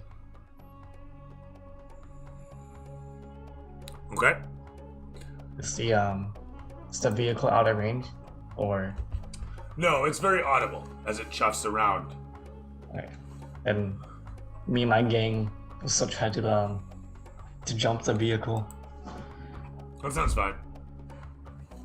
Having taken the moment to conduct yourselves as you are, it's a moment later that you hear in the distance. Actually, you guys patch yourselves together best you can before you hear off in the distance some sudden explosions and more rubbleless destruction.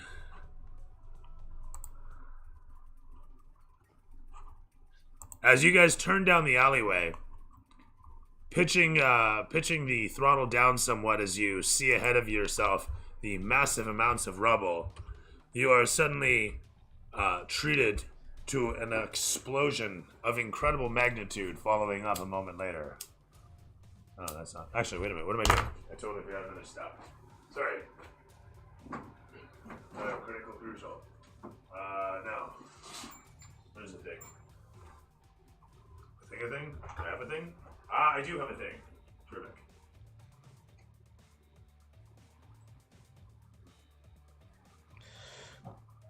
The explosion is gonna make me shit my pants and instantly kill me from the shockwaves. For legal reasons, that's a joke. Shockwaves from the explosion or your ass? From your ass, because you're so handsome. Because that's how it works. Alright. Let's get this right.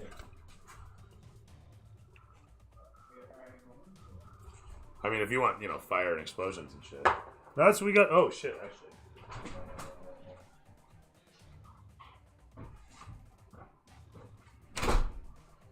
Where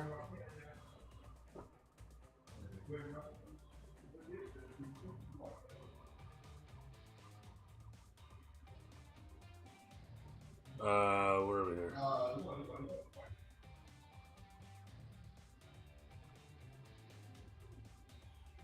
There we go. That's how I get to my overhead piece, which is Bazam.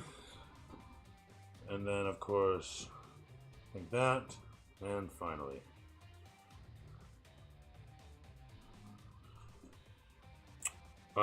As you guys are headed forth. Oh, shit. What am I doing? Where did I learn to mix colors? No, fuck off.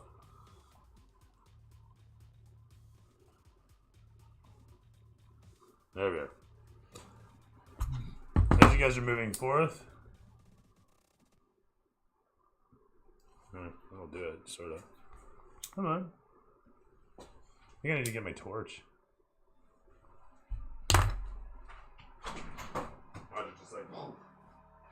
Apparently Belarus is in on it too. They're helping the Russians.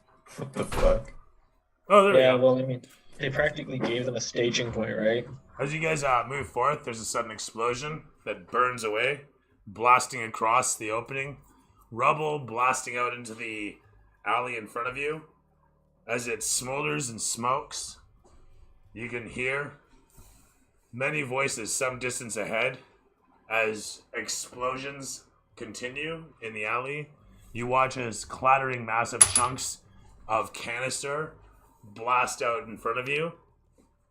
And a moment later, a few figures roaming out to die in the fire. Their flaming bodies ragged from the destruction as they fall over a moment later. You can see that there was a route to the left, and it looks like you could continue on straight ahead, although the smolder and smoke and the rubble in the alley is certainly making things difficult. What's more is that you think you hear something out in the street behind you all.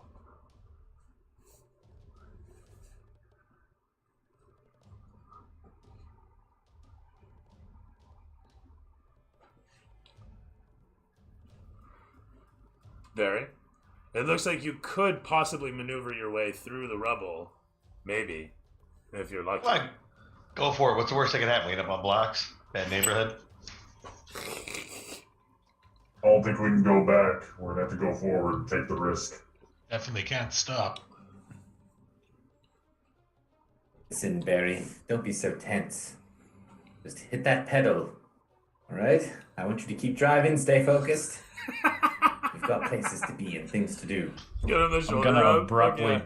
I'm gonna abruptly punch it to kind of knock him back in his seat. That's right on.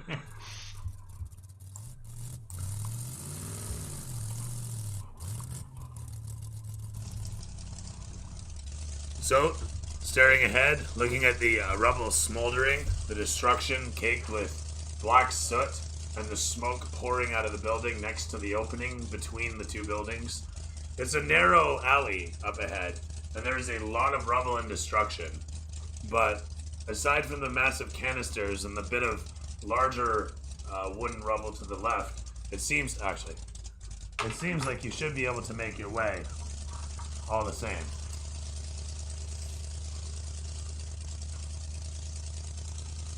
So, you pulling back, or are you making your way forth? Gotta press on. Alright, sounds good. As you guys begin to proceed forth, to your sudden surprise, you hear shots from behind. And when I say you hear shots, I mean you hear something of a fashion explode and a pelt twank off of the metal of the Phoenix a moment later. Looking behind yourselves, you are suddenly confronted with the long and away silhouette of a pair of figures situated behind cover. From where they sit next to a building's entryway, they pop shots. One more round. They pop their shots, firing one more lobby of rounds before disappearing back into the building. Excuse me. With a 15 plus bonus, the shot cracks against the Phoenix, penetrating in through and hitting. There's the D4. Actually, you know what? We'll go with a D6 minus 1. It's gonna be, of all people, your driver. Bam! Hit by a sniper round. Ah, fuck! For 7 points, no, sorry, we'll make that 6 points of damage. Piercing against you as it blammo slams through the seat and against your shoulder and out through the windscreen. Actually, no, it just punches into your shoulder through the seat. What the stuffing fuck explodes was out. that? Everybody, get down now. Barry, keep going. Hold it steady.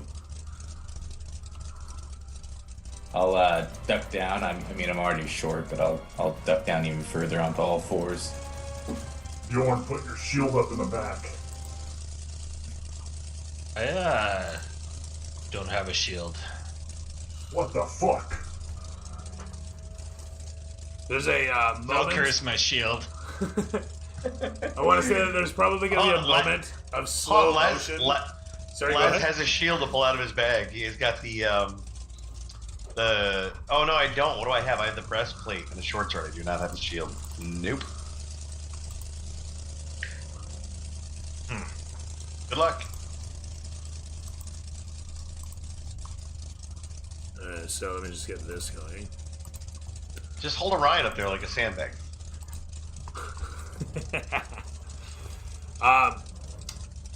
There's gonna be a slow motion moment as the camera's panning against everyone's faces as the shot penetrates through and blood spatters across the console. As a bit of panic might take over for the brief second, everybody's looking around. You guys sight upon the silhouettes, like I said. With that in mind, Barium, are you punching it or what's going on?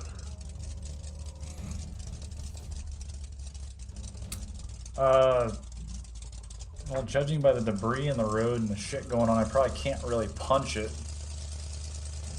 Okay, Try so to nimbly maneuver my way through. that's fair. Throw me a pilot check here, if you could. It's gonna be Dex. dexterity and bonus and proficiency.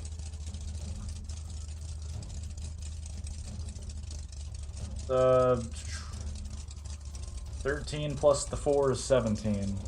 You terrifically managed to maneuver the Phoenix through the rubble up ahead. You end up steering it somewhat into where we'll actually do this. Pardon me. Gotta change up the set now slightly. And it's gonna be like this. Like that. So like this. Blocking your way.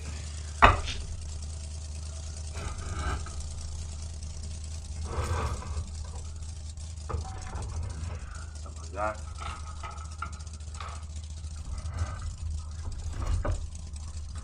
There we are. Cross like that, like that.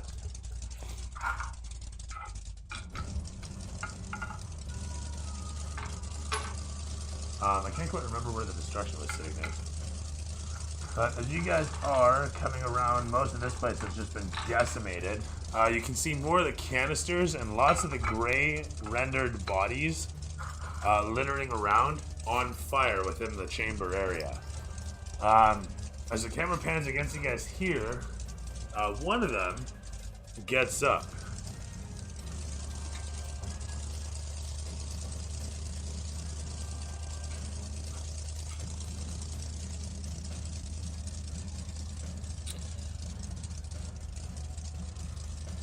Is that gonna stick? No, but we have Play-Doh.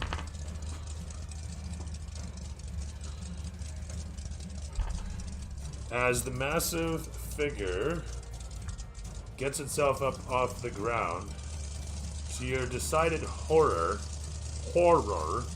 it does something more, which is to say it picks up a giant ballista out of the rubble and lazily points it up towards you guys. Now, if you'll pardon me, I gotta put a base on him that's gonna help him stick to the ground with a giant ballista in his hand.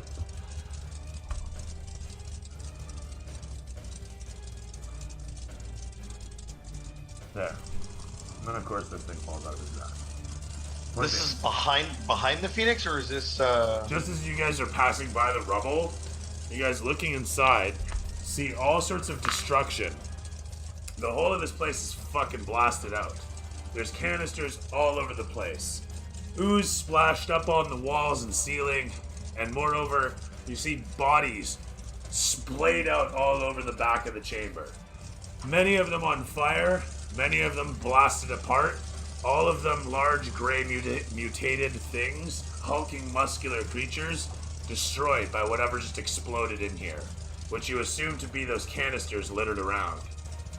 Suddenly one of them explodes away as if to just confirm your theory. The blast is nowhere near as large as the previous, and due to its distance away from everything, a bunch of rubble blasts past, but that's about the most of it. The huge hulking figure, meanwhile, with its massive ballista in hand, situates itself such and begins to line up to take a shot.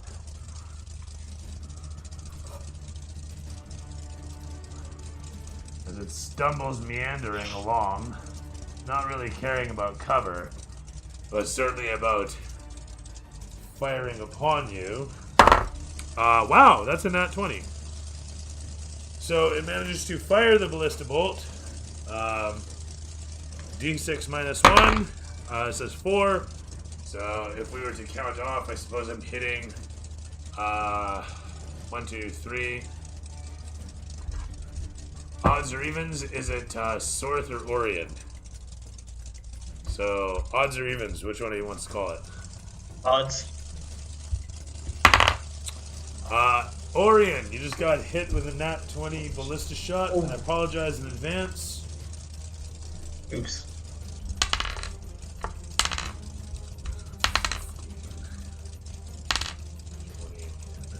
$29 plus 2 for 31 points of damage as the massive ballista shot penetrates through the window just as you look over to see it clip you across the side of the head.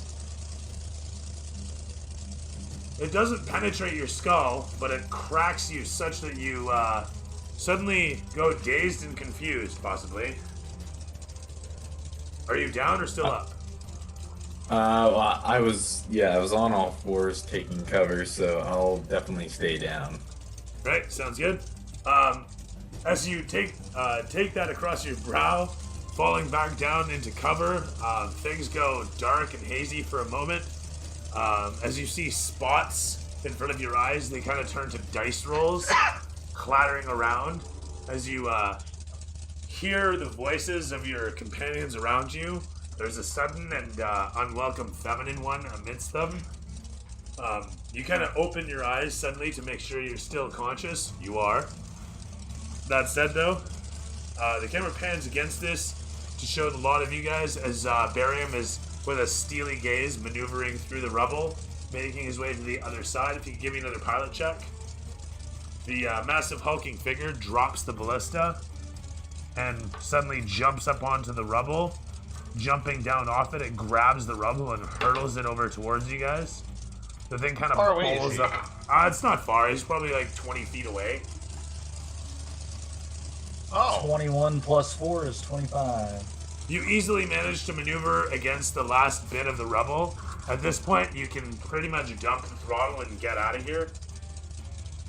Looking back towards the hulking figure that's meandering towards you as it throws the massive boulder. The boulder starts to roll towards you guys.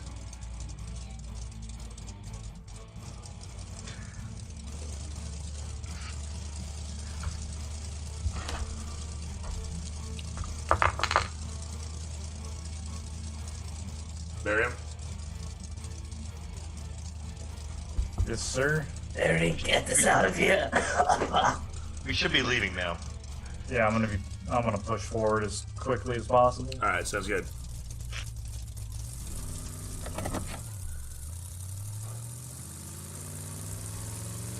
With that said,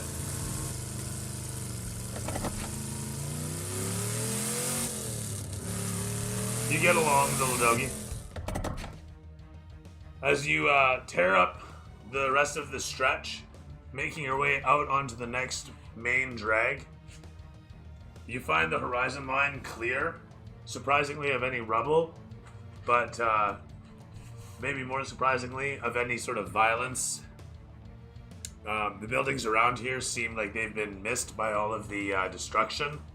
Although you can see further ahead towards the rotunda that there is still plumes of smoke, and you're fairly certain you can hear loud sounds of violence over the rumble of the engine. You guys don't see any in the immediate area. As you come out into the straight stretch looking directly ahead, you can see the rotunda is situated off yonder to the right from where you're coming out. Behind you is a bunch of destruction and I want to say quite literally a bunch of wagons destroyed in a wall across the stretch, blocking the route. But directly ahead, as I said, the road turns to the left, and as you guys come out of the alleyway, the road is passing perpendicular, and you head off to the left, given that to the right is blocked off. You can see that there is an alleyway on the right. The road turns, has a right turn coming up soon after that alleyway, and otherwise continues straight until it seems to fork left and right. And I want to, the rotunda, the museum itself that you're headed towards, is situated somewhat rightwards from where you're currently situated. So it's like, it's ahead and over there some distance. We're gonna take the direct path.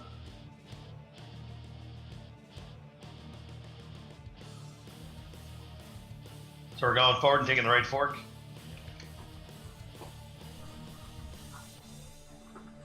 Barry? I think so. Can we avoid ballistas? I don't know if Orion can take another bump.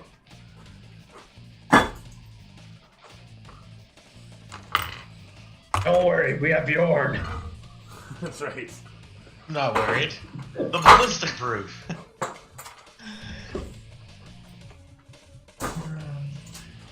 Yeah, man. Bjorn should be sitting in the front seat. Maybe you can put him on the hood. Take me to it. Mad Max style. Yeah, you could drop a cloud of fog, but I don't feel like we want to drive in that.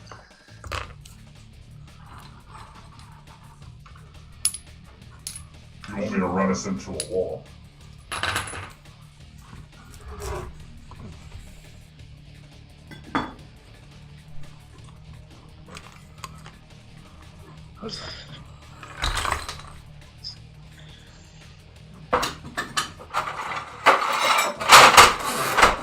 That's oh my goodness. Hey, more rubble, sweet.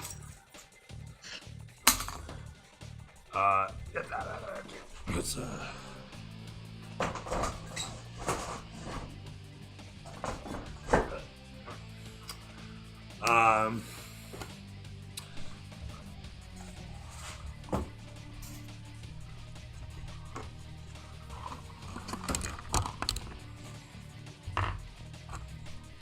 I'll have you know this is a totally new city set.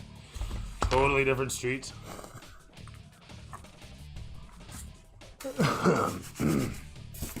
Doesn't share any details with the previous location at all. Totally different.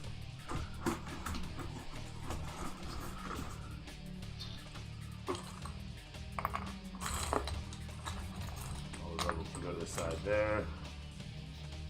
Any machinations. No fence line there. Fence line there. Stairs. Stairs. And a tower.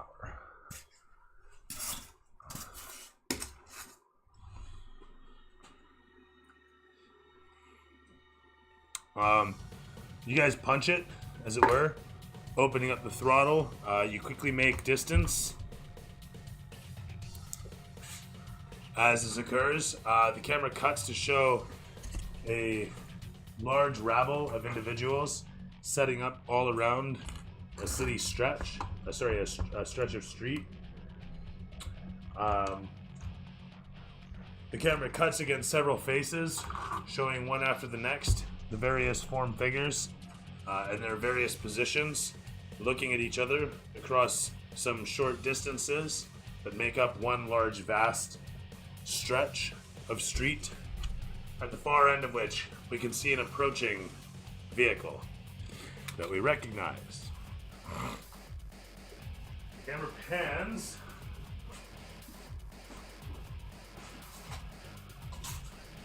so far away in the distance.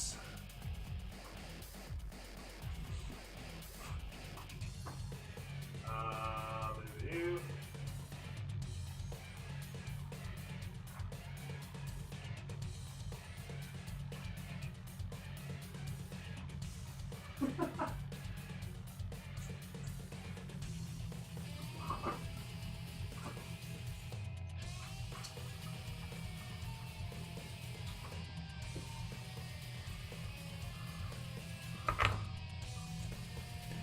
Sorry, guys. I was looking for more of my ballistas, but I don't know where they've gone. But in any event, we see far and away down the stretch a singular ballista, because I can't find the rest of my ballistas, situated such and firing down upon where the vehicle comes from. Your approaching rig, roaring along the stretch, a bolt flying past, narrowly missing. Sorry, I don't think I rolled on that. Narrowly missing the beast, you think in any event. As you go to dodge out of the way of some of the rubble, though, with a 15 plus bonus, it manages to penetrate into the vehicle. 4 minus 1 again. Odds or evens, Sorith and Orion. Oh wait, no, we already established this. Sorry, you're number 3 already. Lucky you! That said, it is not a nat 20. As another ballista bolt sails past Laz, managing to crack in upon where you're situated, with a 4 plus 2 for 6 more piercing damage. It hits upon where you're located, but you still manage to avoid being skewered by it. That's Orion? That's Orion. 6 points of damage, my man. Come on, man. There's now a big ballista bolt sitting in the snipers vehicle. out here. What the fuck? I'm the smallest target. Can I Should have rode bitch. seeing Orion get impaled, I want to cure wounds him. You want to wish now him? Cure wounds. Oh, yeah, okay. That sounds fine. Oh shit, not that much. Okay, just for 4 points of healing. You managed to somewhat suture up the skin, but the bruising remains. I want to lick the wound. God damn it. Thank you, Sophie. It sucks to be on the other end of one of those. I don't know why they keep hitting me. I'm literally laying on the floor. Does Barium continue, is Barium going to try and rocket through this area, or is he taking his time to watch for rubble, or what? She's definitely going to be running over some rubble now. Alright, throw me pilot again. This time we'll throw strength. Oh, strength? Yeah. Alright. It's 13 or better. Oh, God. If anybody wants to inspire him, now's the time. I'll do it. Sure. That was a nat 1. Can we throw Yeah. all the inspiration? I'll inspire you, bro. I'll inspire you. Damn, This is my repayment for wrecking up your car. Damn. And repayment for me about to do it again. Okay, go from a nat 1 to a nat 20. Oh, fucking A. Welcome. As Thanks, dude. as you open up the throttle, easily taking the vehicle between the various obstacles, the Phoenix agilely makes its way between the rubble, the pits, and the ground, and rockets through the opening between in the alleyway. We watch as the rest of your crew positions themselves best they can. It looks like the platform is coming upon your ambush pretty quick. But the question is, what did you set up as an ambush? As they continue along the stretch, Barium watching the road ahead as it curls itself around. You're coming towards the fork in the road. I think we're gonna take the most direct route. That was the right? Yeah. Okay. As you follow along the stretch leading off to the right, sure enough, do you see the museum suddenly burst into view a short distance away across a clearing and a bit of a chasm. You can see bridges stretching over the large space in the ground, and you can see a couple of buildings down in that space. Looks like residences. You can see silhouettes of peoples milling about down in there. And what's more is you can see soldiers lined up and prepared for something, but they're not looking towards you, at least not at first. As you burst into view, the engine roaring loud, the soldiers in the distance surrounding the buildings that surround the rotunda do in fact look over towards where you're situated. As your attention is drawn to where their attention was, the silhouettes that you saw a moment ago are in fact headed towards where they're coming up into the surface area. And those form figures are, from what you can see, members of the rebel group. Sashes, weapons, and amidst them, hulking, muscular, gray monsters.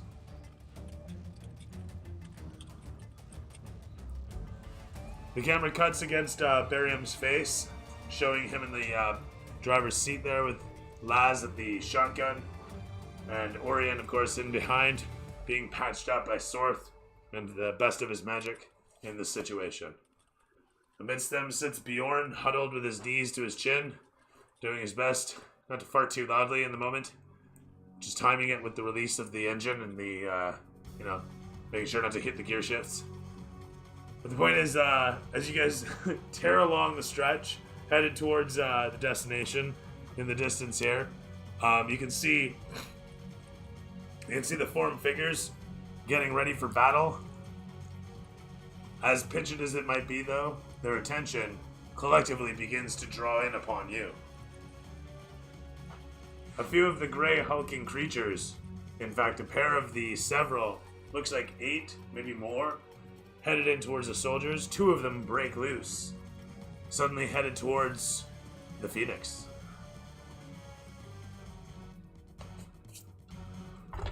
With that said,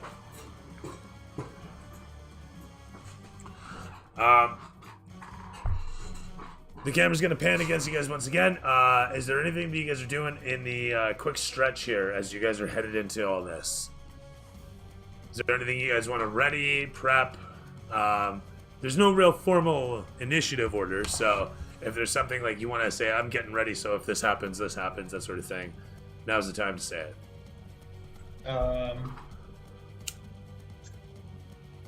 Yeah. Where I am? Or Sorry? are they at where I am? Nearly. Nearly. Alright. Are they large? They are. Okay. I'm gonna kind of slide to the back and kind of take cover and just yell out if anybody has a potion or anything.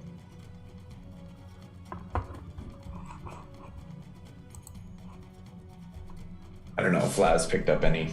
You didn't get a chance to yet. Damn. All this money. I want to ready if one of these like gray monsters gets too close to the vehicle, like within 10 feet. I want to pop them with 2. Pop them with what? 2 shots. Okay. So kind of like I want to stick out the window and just be like, whoop. Fair enough, and you're just prepped with 2 arrows ready to go. That sounds good. Yeah. With that in mind, Barium, are you slowing down for the next leg, or are you keeping it pitched? If anyone's preparing anything, I'll slow down a little bit and let them. I don't think Sorth needs you to slow down, but that's between you two. Keep going at full speed. I'd rather not have to shoot. Alright. Putting the pedal to the floor. So with that said, pedal to the metal as you go. Right on. Do.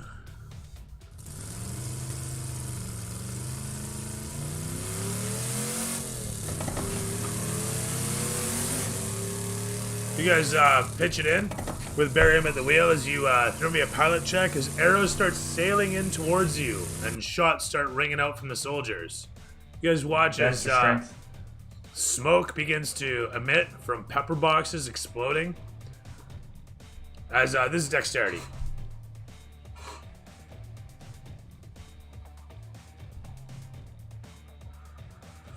Uh, 11 plus 4 is 15. Very nice. You managed to keep from losing control as a couple of the shots ring off of the shell of the vehicle. A couple of the heavier caliber weapons managed to hit the hull, but don't do any serious, don't penetrate in through the portals. They don't come in through the windows or anything.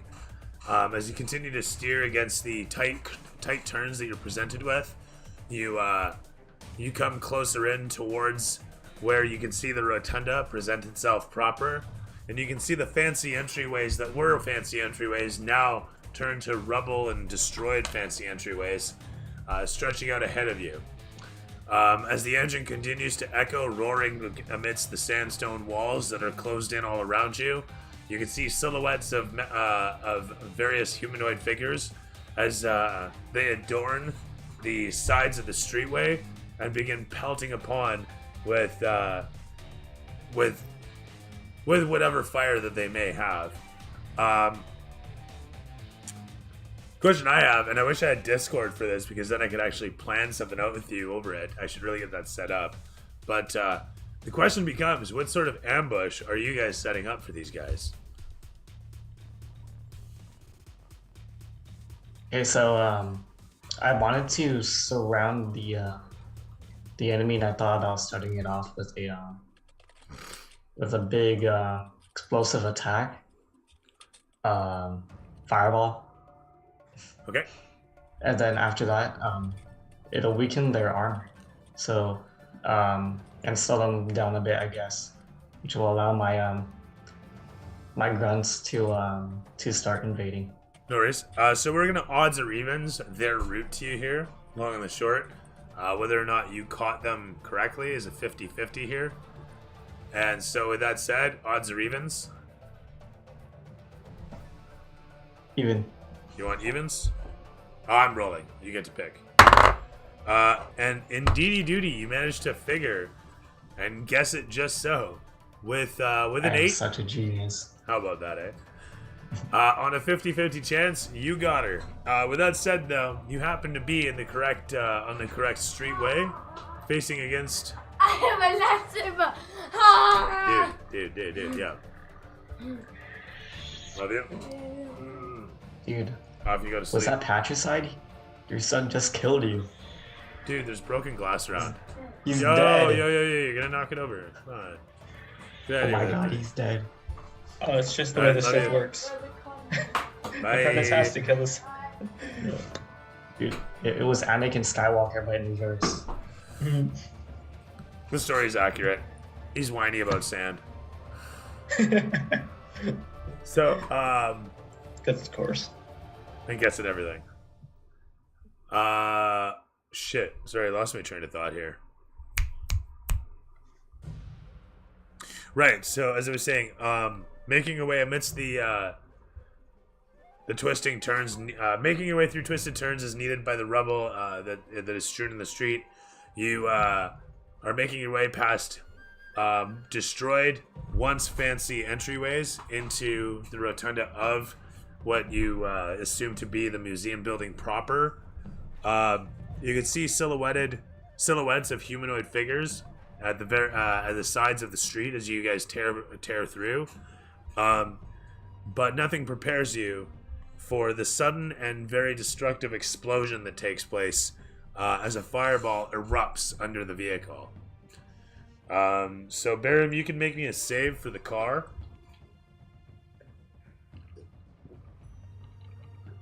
Which kind of save? Oh, it's a dex save. On second thought, I feel kind of fucked. You what now? 13. 13? It wasn't me, guys. It wasn't me. As Source. as there's a sudden and ever so destructive explosion that suddenly takes off, the whole of the vehicle blasted into the air, rolls along, as a bunch more rubble and whatnot explodes in behind you guys. Bits of the buildings nearby erupt inwards, imploding on themselves. Floors erupt downwards, avalanching what rubble they may into the ground. As the whole of the Phoenix blasts off from the ground and lands on its suspension a moment later, coming to a skidding sideways drift. You manage to get it under control and keep it from stalling out altogether. You keep it rolling. The armored undercarriage keeps the keeps the fuel system from erupting. And what's the damage on your fireball? 5d8. Let me roll that right now. On your fireball? Yeah. Wow. Lightning bolts. Oh, wait, no, sorry. That was Yeah. catapult. My bad. It's 8d6. Sorry. Yeah. I got 29. 20 damage? 29. 29? Okay, so the Phoenix at this point takes a full 29 points of damage. You guys inside are taking half of that. So 29, half down would be 14, half down again is 7. So you guys are taking 7 points of damage apiece inside of the Phoenix from the fireball that erupts outside it. As the shockwaves of it send you guys all through the air for a brief moment, and then crashing down again. The camera cuts to the one side where you guys have a clear view looking up towards the balcony where you guys are situated, your gorilla selves. As it dollies in upon your face, cherub and young as you are, still capable, clearly, as you lead a sudden screaming rabble that pours from the walls of the building. Barium, you see this. The whole of you guys are dazed and a little bit confused inside the vehicle, but otherwise, it's still running and you're still rolling. Do you guys punch it further? Do you guys stick? You guys should get out of here, bro. Just leave. Drive, Barry. Yeah, we can't. Ariam, I'm losing lots of blood. Into the belly of the beast. Get us some cover. By the way, I should mention that if you're following along on the map, you are at this point actually back on the map. You're currently on one of the main streets in the rotunda that encircles the whole of the museum. We gotta get in cover quick. I'm gonna try my best. Someone trying to help orient if you can. As you guys continue to tear along the stretch, the extremely loud Diasius Valvulus engine, roaring as it does, acts as a massive beacon to whomever has anything even almost resembling ears. 40 blocks away, an old man who had one ear cut off and the other unfortunately spiked in a terrible spike manufacturing accident, suddenly perks up, having not heard anything in probably a decade, only to say, "I hear a Diasius Valvulus 40 blocks away." And his grandson says, "How can you be sure?" and promptly gets shot by a rebel. At which point the granddad, who didn't hear his grandson get shot, says nothing. Anyway, so Point being, it's a very loud vehicle is what I'm trying to convey. And everybody fucking knows you're here. It's like a car alarm in Left 4 Dead. Which is a great fucking game. And I actually just played that game again recently. That is not make another. That is not inspiring today's session at all. I swear to God. I swear on all that's good and holy. That said, though, you can hear the rabble behind you guys moving into position, and what's more is you can hear pops of pepper boxes as soldiers ahead of you begin to focus fire from across the chasm that I mentioned earlier. Like the soldiers and the rebels are shooting at you guys. Well, sort of. The rebels don't necessarily have too much in the way of guns themselves, but they are giving chase and firing at you guys with whatever they have, which is mostly arrows and magical spells like Firebolt, and the one guy who had Fireball amidst them. Oh, who was that? Could have been anybody. You do see some hulking and fearsome humanoids, I want to say. Amidst the many that you see some of them are equipped pretty heavily. But for the most part, they're your standard rebels. They have a sword, or they have bad attitudes, chains and crowbars and shit. Like shit out of Final Fight, How far are we from the museum? Not really far. Basically, at this point, Barium is dodging fire and people in an effort to get close to one of the bridges across the chasm to get to the museum proper. And you guys are tearing along at this main stretch. And so basically this main stretch, it goes around the museum rotunda. And every couple hundred feet, they've got an entryway that is across a bridge. And there's a chasm that has a bunch of buildings down below. And the bridge goes over that. And so it's a wide-ass bridge that you could drive across or take a horse cart across. It's a fancy opening into this place. And it looks like there's 3 of these entryways as you guys are tearing along the outer stretch. Now that said, these are the main entryways, but there's also the alternative entry that you guys were informed of and have the keys to. And that, as I want to mention, is on the northern end of this place. And as you guys are coming up and around the rotunda, you guys are kind of approaching the north side of. So if you guys are interested in seeking that out, chances are you want to break off from the museum and follow one of them side streets.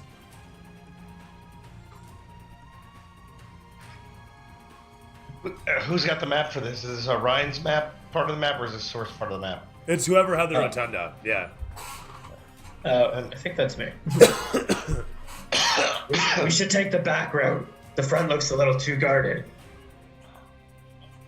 I can't get through the front door without being shot. Dorn, stand in front of him. It's a good idea.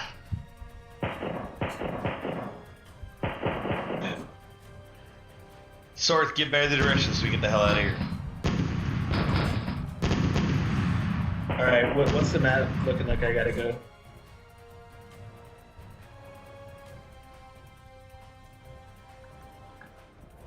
So as I just want to illustrate, this is how it is that you guys are tearing along in the Phoenix.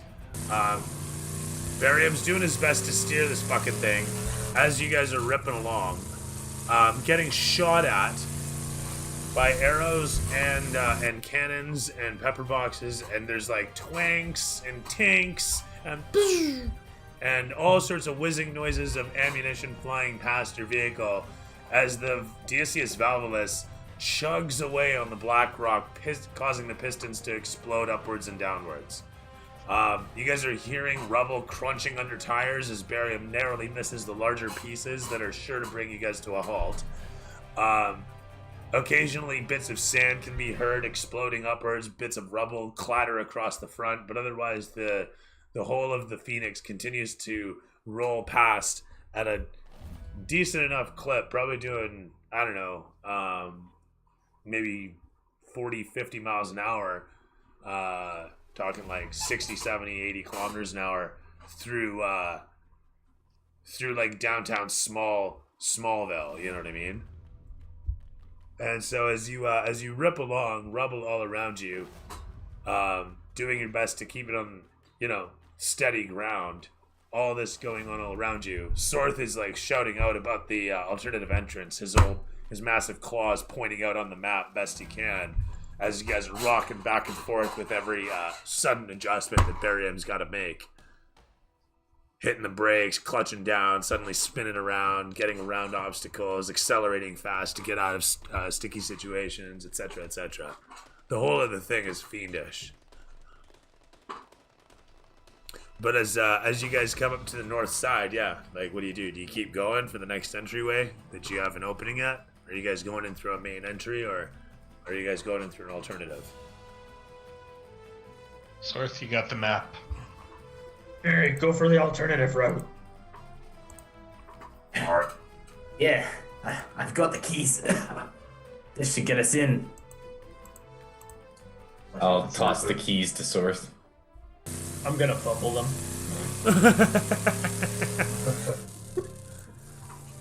Wasn't ready for that. With that said, though,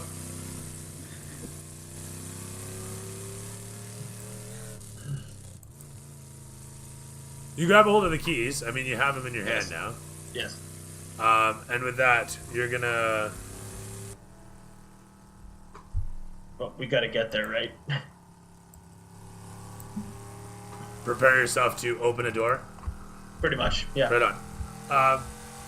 Barum, Once we stop. you keep making me another pilot check here. Keep on with another pilot check from here, and then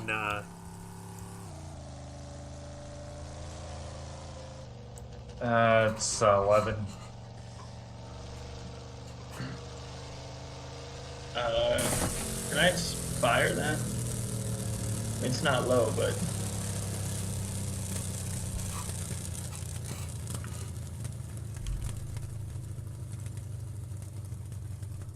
that side. Are you inspired? And what'd you get? Re-rolling. That's way better. Here we go. 21 plus the 4 is 25. Terrific stuff. As you come up on the northern side, you watch as behind you the army, the soldiers disappear from view around the bend, and openings in the buildings reveal themselves, easily slowing down in the dirt. You steer in to the alleyways, dark and shielding as they are from the rabble that was giving chase a moment ago. The silhouettes disappear as the destruction and death and destruction that is Teshburl's many streets becomes apparent once again, in another desolate stretch ahead of you. That was a difficult sentence there. As you continue along, though, soon upon coming to where it curls around down a bit of a slope, you realize it is descending down to the lower level that you saw the buildings within, and the music is a little intense for this.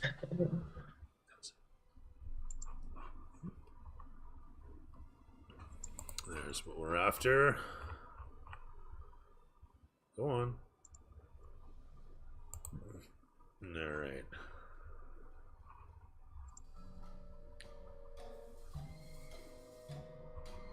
Oh, that's a little much. Let's try that again. That's a little too mellow. Okay. It can be hard.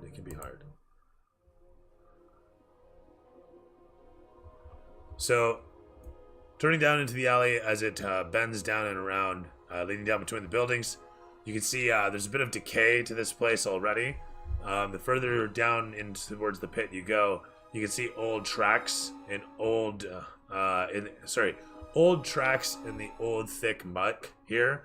It's a bit muddy and moist as the Odysseus chuffs away, and the tires they end up spinning a little bit here and there as you make your way, doing your best to keep it moving forth. The engine echoes loudly against the sandstone as you descend down into darkness. As the sunlight disappears altogether, you're presented with a dark tunnel leading forward towards patches of light that you can see, where you imagine that these are the openings where the bridges were up above, if that makes sense. Does that make sense? Yeah.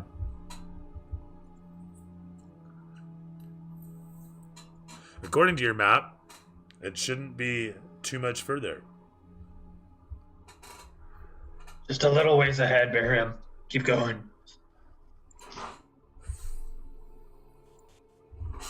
As you guys make We're your gonna way make forth,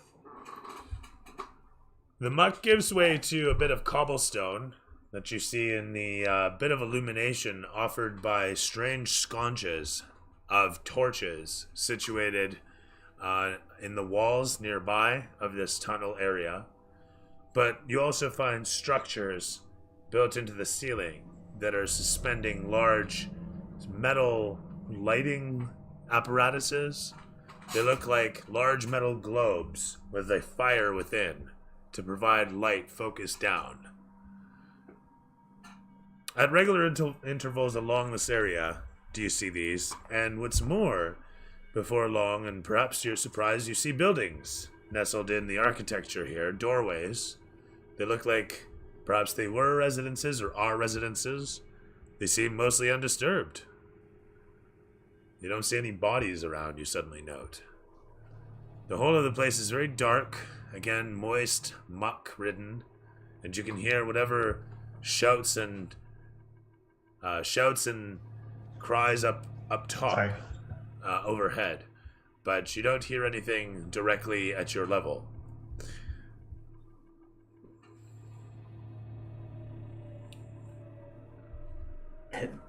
I think my bleeding is stopping. How's it looking out there? A little too quiet. I look forward to a little quiet.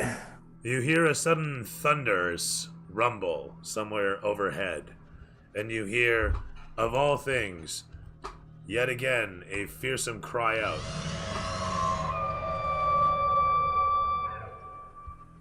As you hear distant rumbling, thunderous smashings and impacts, you hear the unmistakable release of something sickeningly wet in the distance, audibly squeezed and sprayed. You hear screams, you hear some silence, and then you hear more screams, and again, another sudden roar out. Before, a moment later, you hear the flapping of wings. Oh God, what is that now?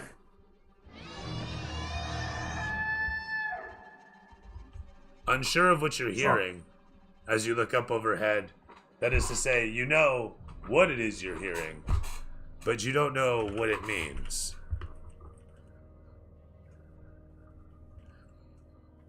As you guys chuff forth through the darkness and the rubble of down below, the muck-ridden floorway giving way to whatever pavings it does, as it were, the camera pans along the side of the vehicle as it makes its way through the darkness. Panning along and overhead to show you guys making whatever progress you might.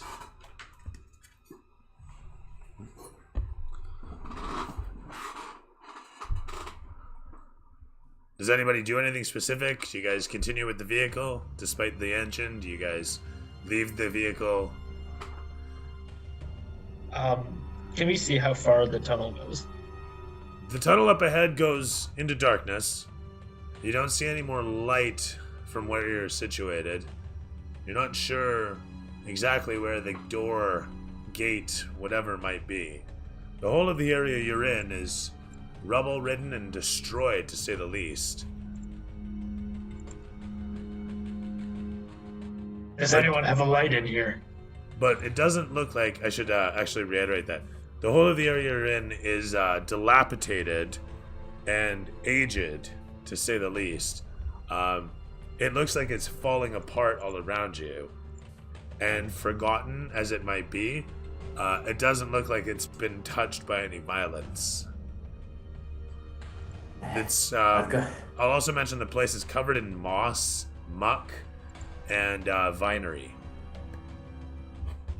I've got a lantern in my pack, but there's no way I'm leading us through there. I'm too injured.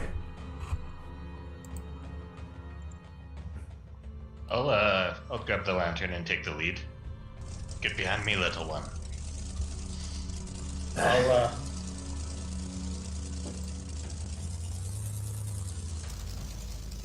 That was a good idea earlier, Barry. Which one? To have me stand in front of Orion. Yeah, we can't afford to lose him again. It's good to have you back, too. So it's just gonna follow them with the keys. Wait, are we getting on foot now, or are we staying in the vehicle?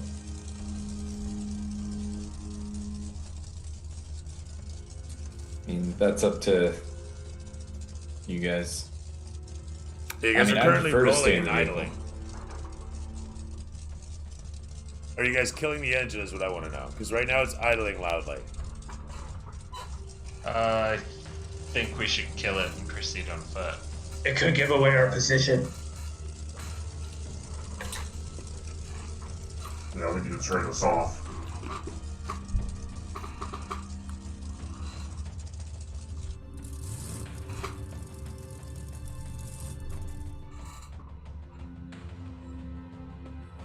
You shut it off. As the camera pans against the lot of you guys situated in the Phoenix, looking around yourselves. Gosh. You're surrounded by the darkness, the smell of moist methane and muck, moss and vinery hanging around you.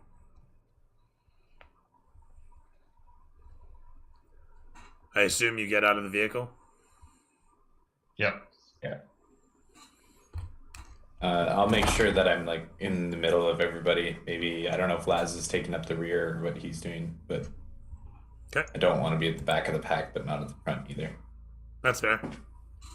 As you guys get out onto the pavings that this area provides, it is very old.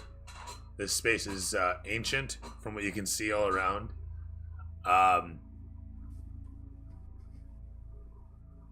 With the high perception that you guys have, Bjorn and Laz, you can see some areas of the vinery hanging off the walls where it's a bit thicker, a bit more curtain-like, rather than just writhing against the walls.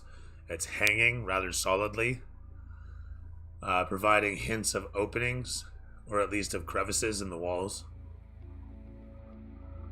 Sorth, I imagine you can see this as well. I think you have like a 15 for passive perception, or...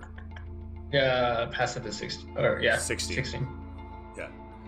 Okay, so like I say, if you have a 14 or better, basically, you can see areas of the vinery hanging off the walls where it looks like they're covering openings, or at least crevices. There's a couple of these patches around the place. Still gotta search them, but... Yeah, can I approach one of them and just chop the vines away? Yeah, by all means. Hacking at, you are provided with a bit of a crevice that leads into a small cubby that looks like it would have housed a statue or something at one point, but now houses rubble. bits of marble chunked into bits, situated on the ground.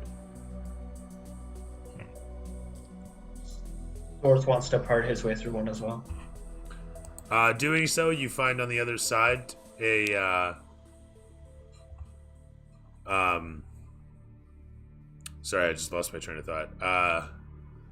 You find a bit of statuary situated. It looks like a humanoid figure of some low detail, like a stylized person in some sort of reverence to the sky, almost as if they're trying to grab something out of the sky above them, like they're just kind of doing one of these, like they're picking an apple.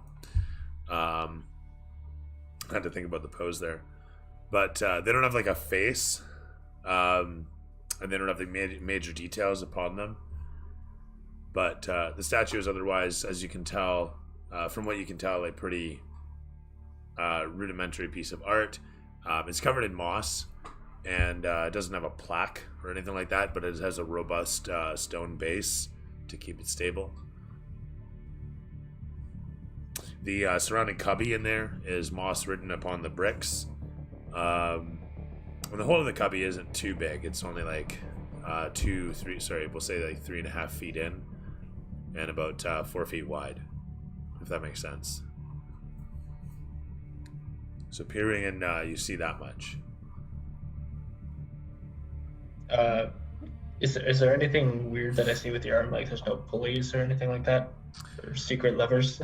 You got a 16 passive perception, so I'll say you don't see anything at first, but as you peer around, you actually realize that the hand is holding something.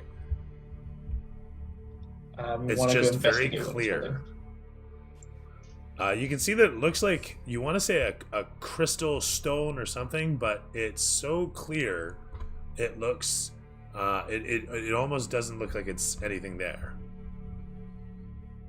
So this hand is holding something, and as you look upon it, you can see that it's just this tiny little disc. But it's like a glass disc. Can I pick it up? You can reach up and grab it easily enough, yeah. It looks like. I wanna grab it. It's resistant to being taken out of the statue's grip, but it is loose enough. It feels like it'll come loose if you keep wiggling it. Do you do so?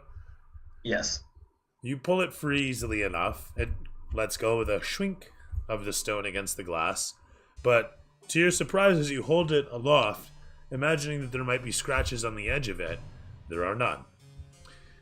What's more is, as you fondle the glass, it stays perfectly clean, despite you yourself thinking that it should be covered in your oily prints by now, as most anything like shiny becomes. I want to bite it. You want to what now? Bite it. You know, like when you bite a coin. Oh yeah, by all means. You do so. Your fang pierces upon it, it sounds like, and you swear you hear the sound of breaking glass. But as you pull the glass away from your mouth, you neither feel shards in your mouth or see a broken chunk of glass, but rather the same clear piece. Clean as you please. I'm gonna hold on to it, and can I look to see if there's like anything where I took it off of the hand? Like, is there a hole or anything? Or it doesn't seem to be. It just looks like the statue was designed to pinch hold the piece of glass for some reason. Alright, I'm gonna go back out to the group with the glass, but I'm gonna pocket the glass, put it in my little satchel pack. Okay, that sounds fine. Sorry, what was Bjorn's passive perception? It is 17. Oh shit! Holy crap! Okay. So aside from the rubble, you notice a bunch of scorch marks in the brick at the back of the wall here, and moreover, you note the broken portions of the wall that match up to the rubble and the scorch marks thereby. Does that make sense? So you can see that the wall has scorches upon it, and then you see bits of the brick have broken away around those scorch marks, and the rubble on the floor leads back to those holes. Like, does it look like it was destroyed, or like the bricks fit back into there? Like it's just broken away, like it was hit with something that blew it apart. Okay. And if I look at the rubble on the ground, is there any indicator what did it? Scorch marks on the brick that match up to the scorch marks on the wall would indicate that whatever blasted the wall here did that. Right. But I mean, that as in there's like not a physical object that blasted it. No, not that you can see. Okay. It looks like, if anything, an explosion went off, but it's little holes in the wall, too small to be explosions of large magnitude. Right. So it looks like gunshots, right? More like solar blasts or whatever those beam shots are. I can't remember if Bjorn can pull those off. No, but barium can, can't he? Yeah, barium can. Scorching ray? That's the one. Right. Okay. So with that said, as you're is- looking upon those rubble points, I also want to say you have a spot in the wall that you spot upon that has sorry, let me think of what I'm saying here.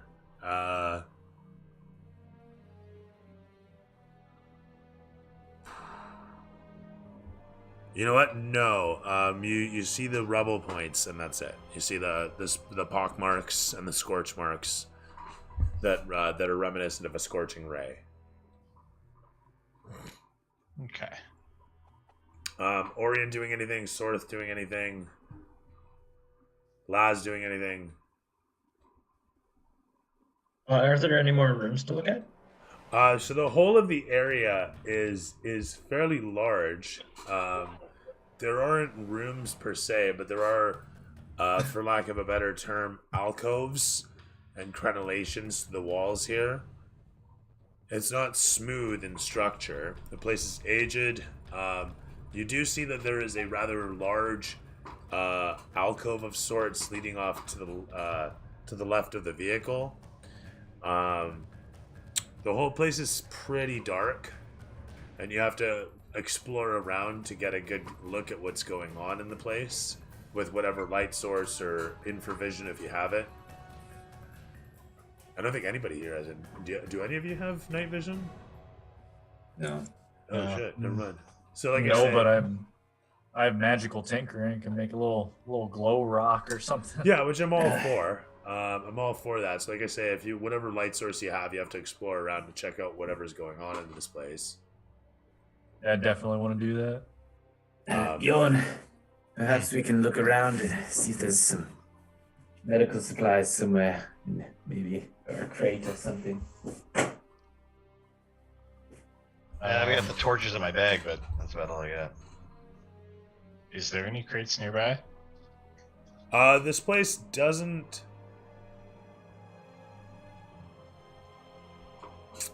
You know what? Yeah, there's a few old boxes, that are sitting empty, their lids open, turned on their side, or in various forms of rot.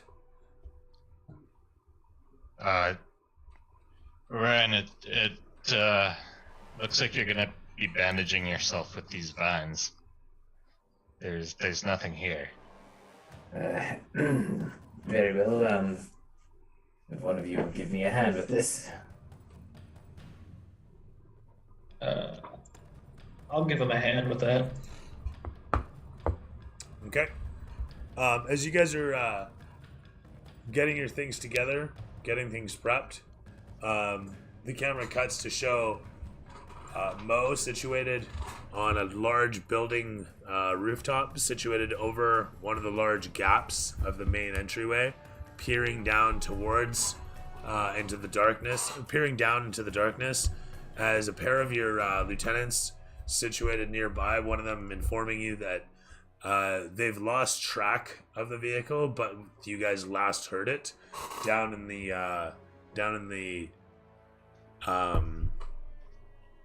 Undercroft entryway, and that you guys can move in at any time.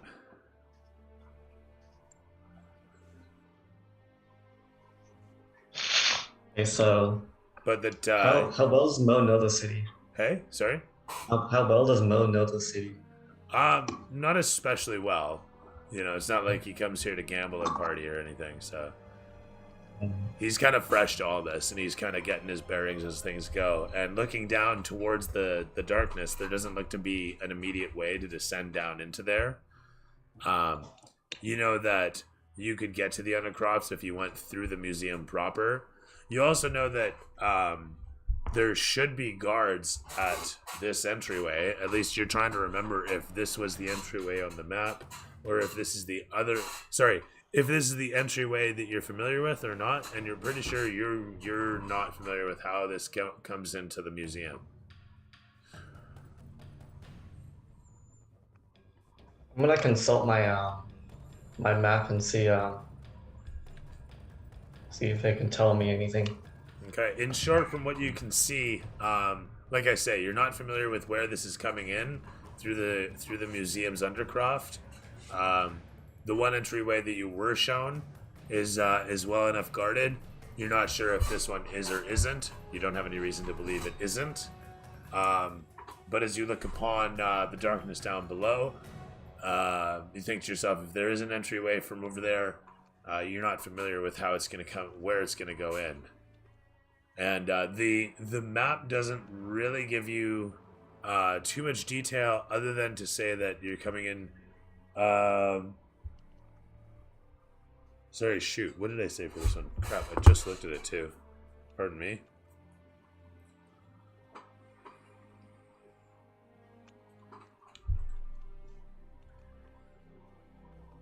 I'm already tired.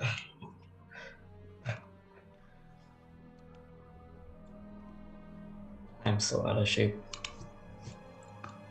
I did like 11 sit-ups. Abs. Okay, so the side entryway there is coming into a warehouse storage area, and from there it junctures to where the mutants were being stored, or rather kept after their initial creation. And then from there on, you're pretty sure they had canisters and fluid storage, and then after that was quarters. Okay. Well, guess I'll go through the obvious route of going into the museum when I get to them. That's fine. I'm gonna bring a couple of sorry? Yeah. torches if I don't already have some. Like supplies that's and fair. stuff. It shows a brief montage of you guys leaving the area as a couple of you and your boys grab torches off of the walls and take them with you. The camera cuts from there to show you guys making your way, descending down through the museum. That's going to take you guys a bit, so with that said, it cuts back towards you guys down by the Phoenix as you disembark from her and explore around, chopping vines and sighting upon the wall and catching yourself a lens. You guys then what? Continue to explore around. You guys find a couple more patches of vinery that lead to some alcoves and whatnot. One of them seems to have a sort of metal ring, mounted in the wall. It looks almost like a sconce of sorts, a tiny little hole, as I was saying. So it's about, we'll say it's about an inch in diameter, this metal ring in the wall. And then it's got a 1/2 inch thickness to that ring. there's nothing etched upon the ring, but it does have some crenellations carved into it. So like I say, it looks like like if you were looking at it, like if one of us was looking at it, like a fruit juicer would fit into it. It's got like I say, carved divots in a circle around it. Would my lens fit in it or no? Your lens is oddly enough about the right diameter, but it's a flat disc. So this is all off like passive perception that you guys are seeing. Also you find behind one of the larger curtains of vines the gated doorway that you guys were looking for. There it is. Oh. Could I roll an investigation just to do a thorough check around the area? I mean, I guess.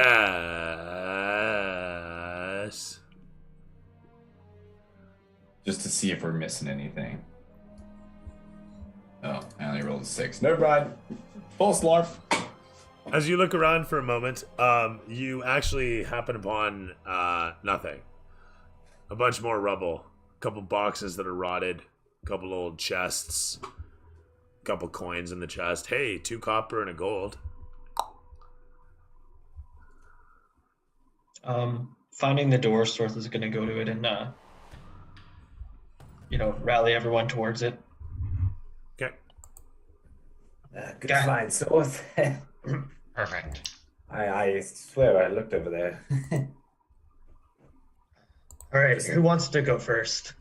As I put the key in the lock. Certainly not me. I'm going to open it and let Bjorn walk through first.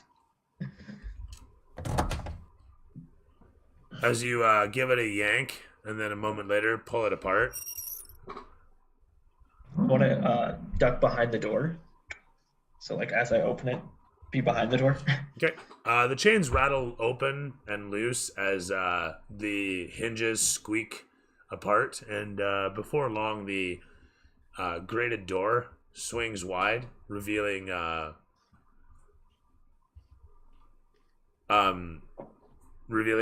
simple paved pathway ahead into darkness.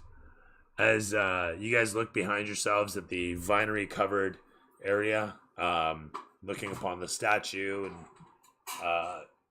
the phoenix sitting in the muck, you can hear in the distance a little bit of shouting and whatnot as the camera cuts to the sky overhead. As the camera continues to pan to show the sky overhead through the opening overhead, we watch as the singular face of a young man can be seen in the distance, alongside some others as they disappear from view.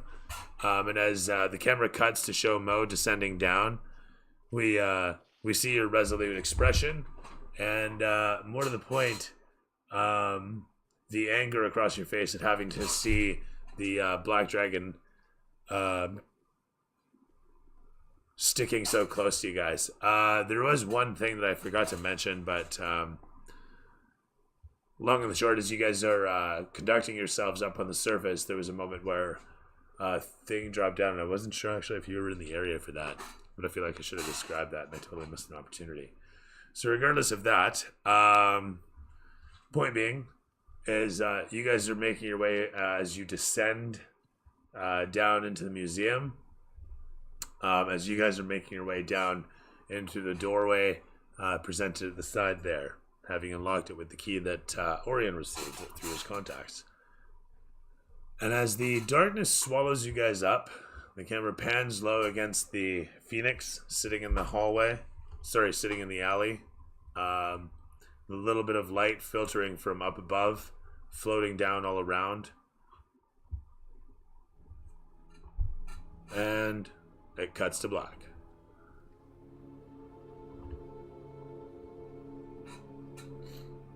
With that, Sean, what'd you like? What'd you hate? Was your most least? No, I think it's good getting everyone, getting the band back together. Trying to figure out what's going on with Mo. No, I think it's good to have this leading up to it and figuring out where we're gonna go from here. The decisions about what to do with the rebels and do you fight the rebels? Do you fight the soldiers? It's gotten some interesting choices. So no, I think it's good. I think getting through the city was a little hair raising, expecting just to get blown up there at the end by our own party member.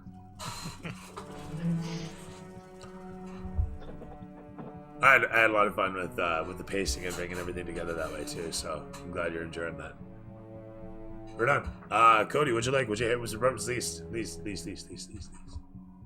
Well, I really did not enjoy getting fucking picked off there a couple times.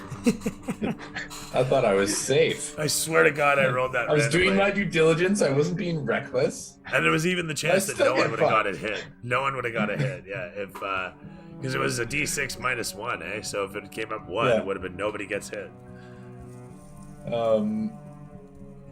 But yeah, no, I liked the action scene, like the driving. That was cool.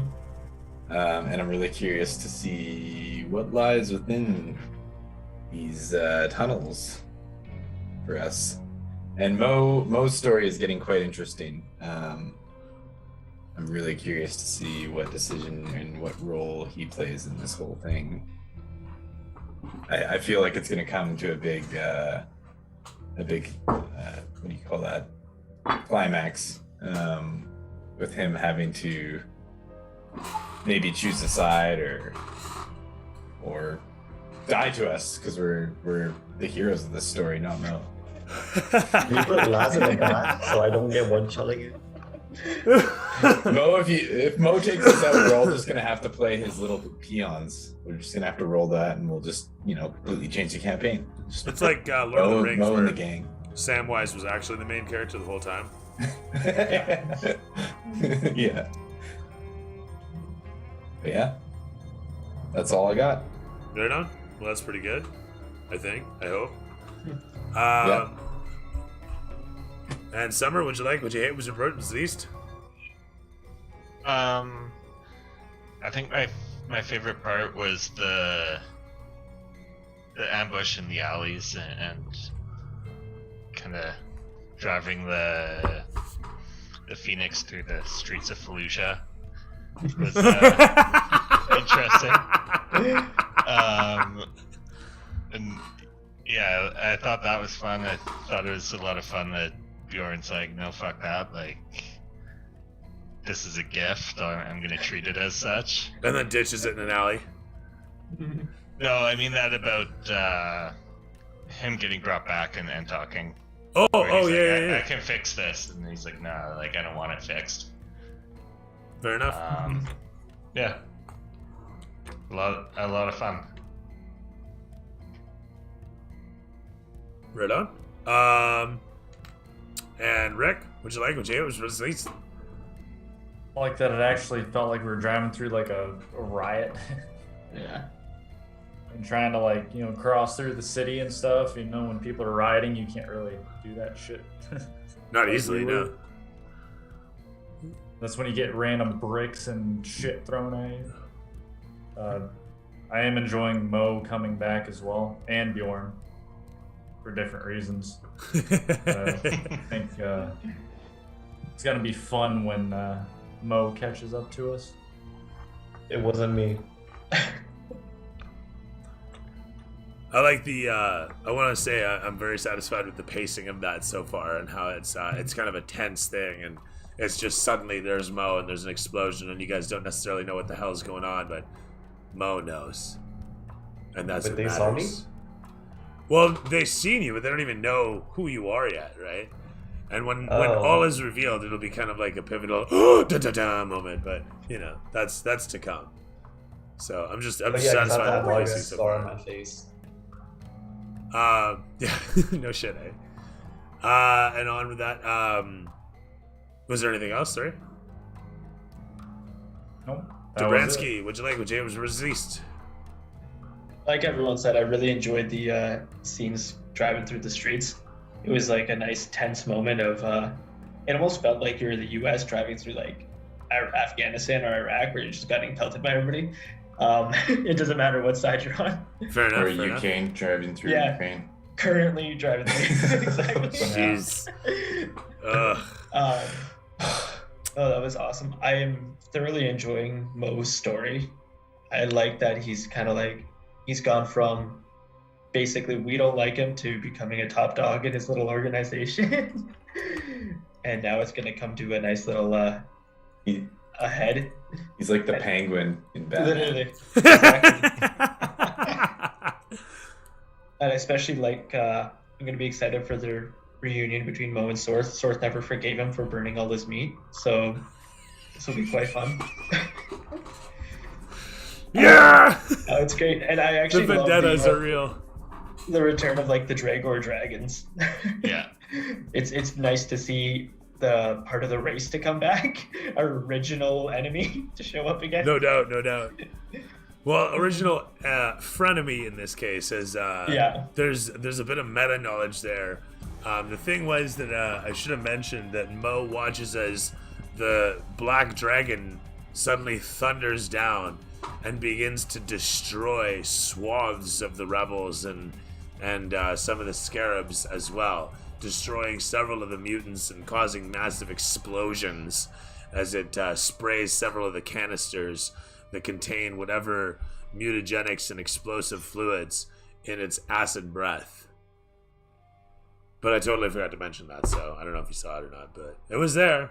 And so if you guys remember when you guys arrived down below and you guys heard a thunderous something up above, was when the black dragon was landing down and actually covering your guys' ass as it obliterated the competition.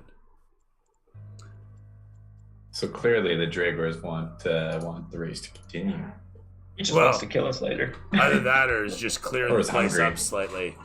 So my point being is that the Dragor dragon is taking care of business up top. Whether it's to your benefit or not, whether it's for your benefit or simply just to your benefit remains to be seen in the long run, I suppose. But with that said, again, I really like having that element back in there too. Yeah, it's cool. We've missed it. Anything else from anything else? No. Benny, That's it. what'd you like? What'd you hate? What was released? Didn't say me? Yes, sir. Oh, okay. I liked my Mo story where you gave me a bunch of morality questions.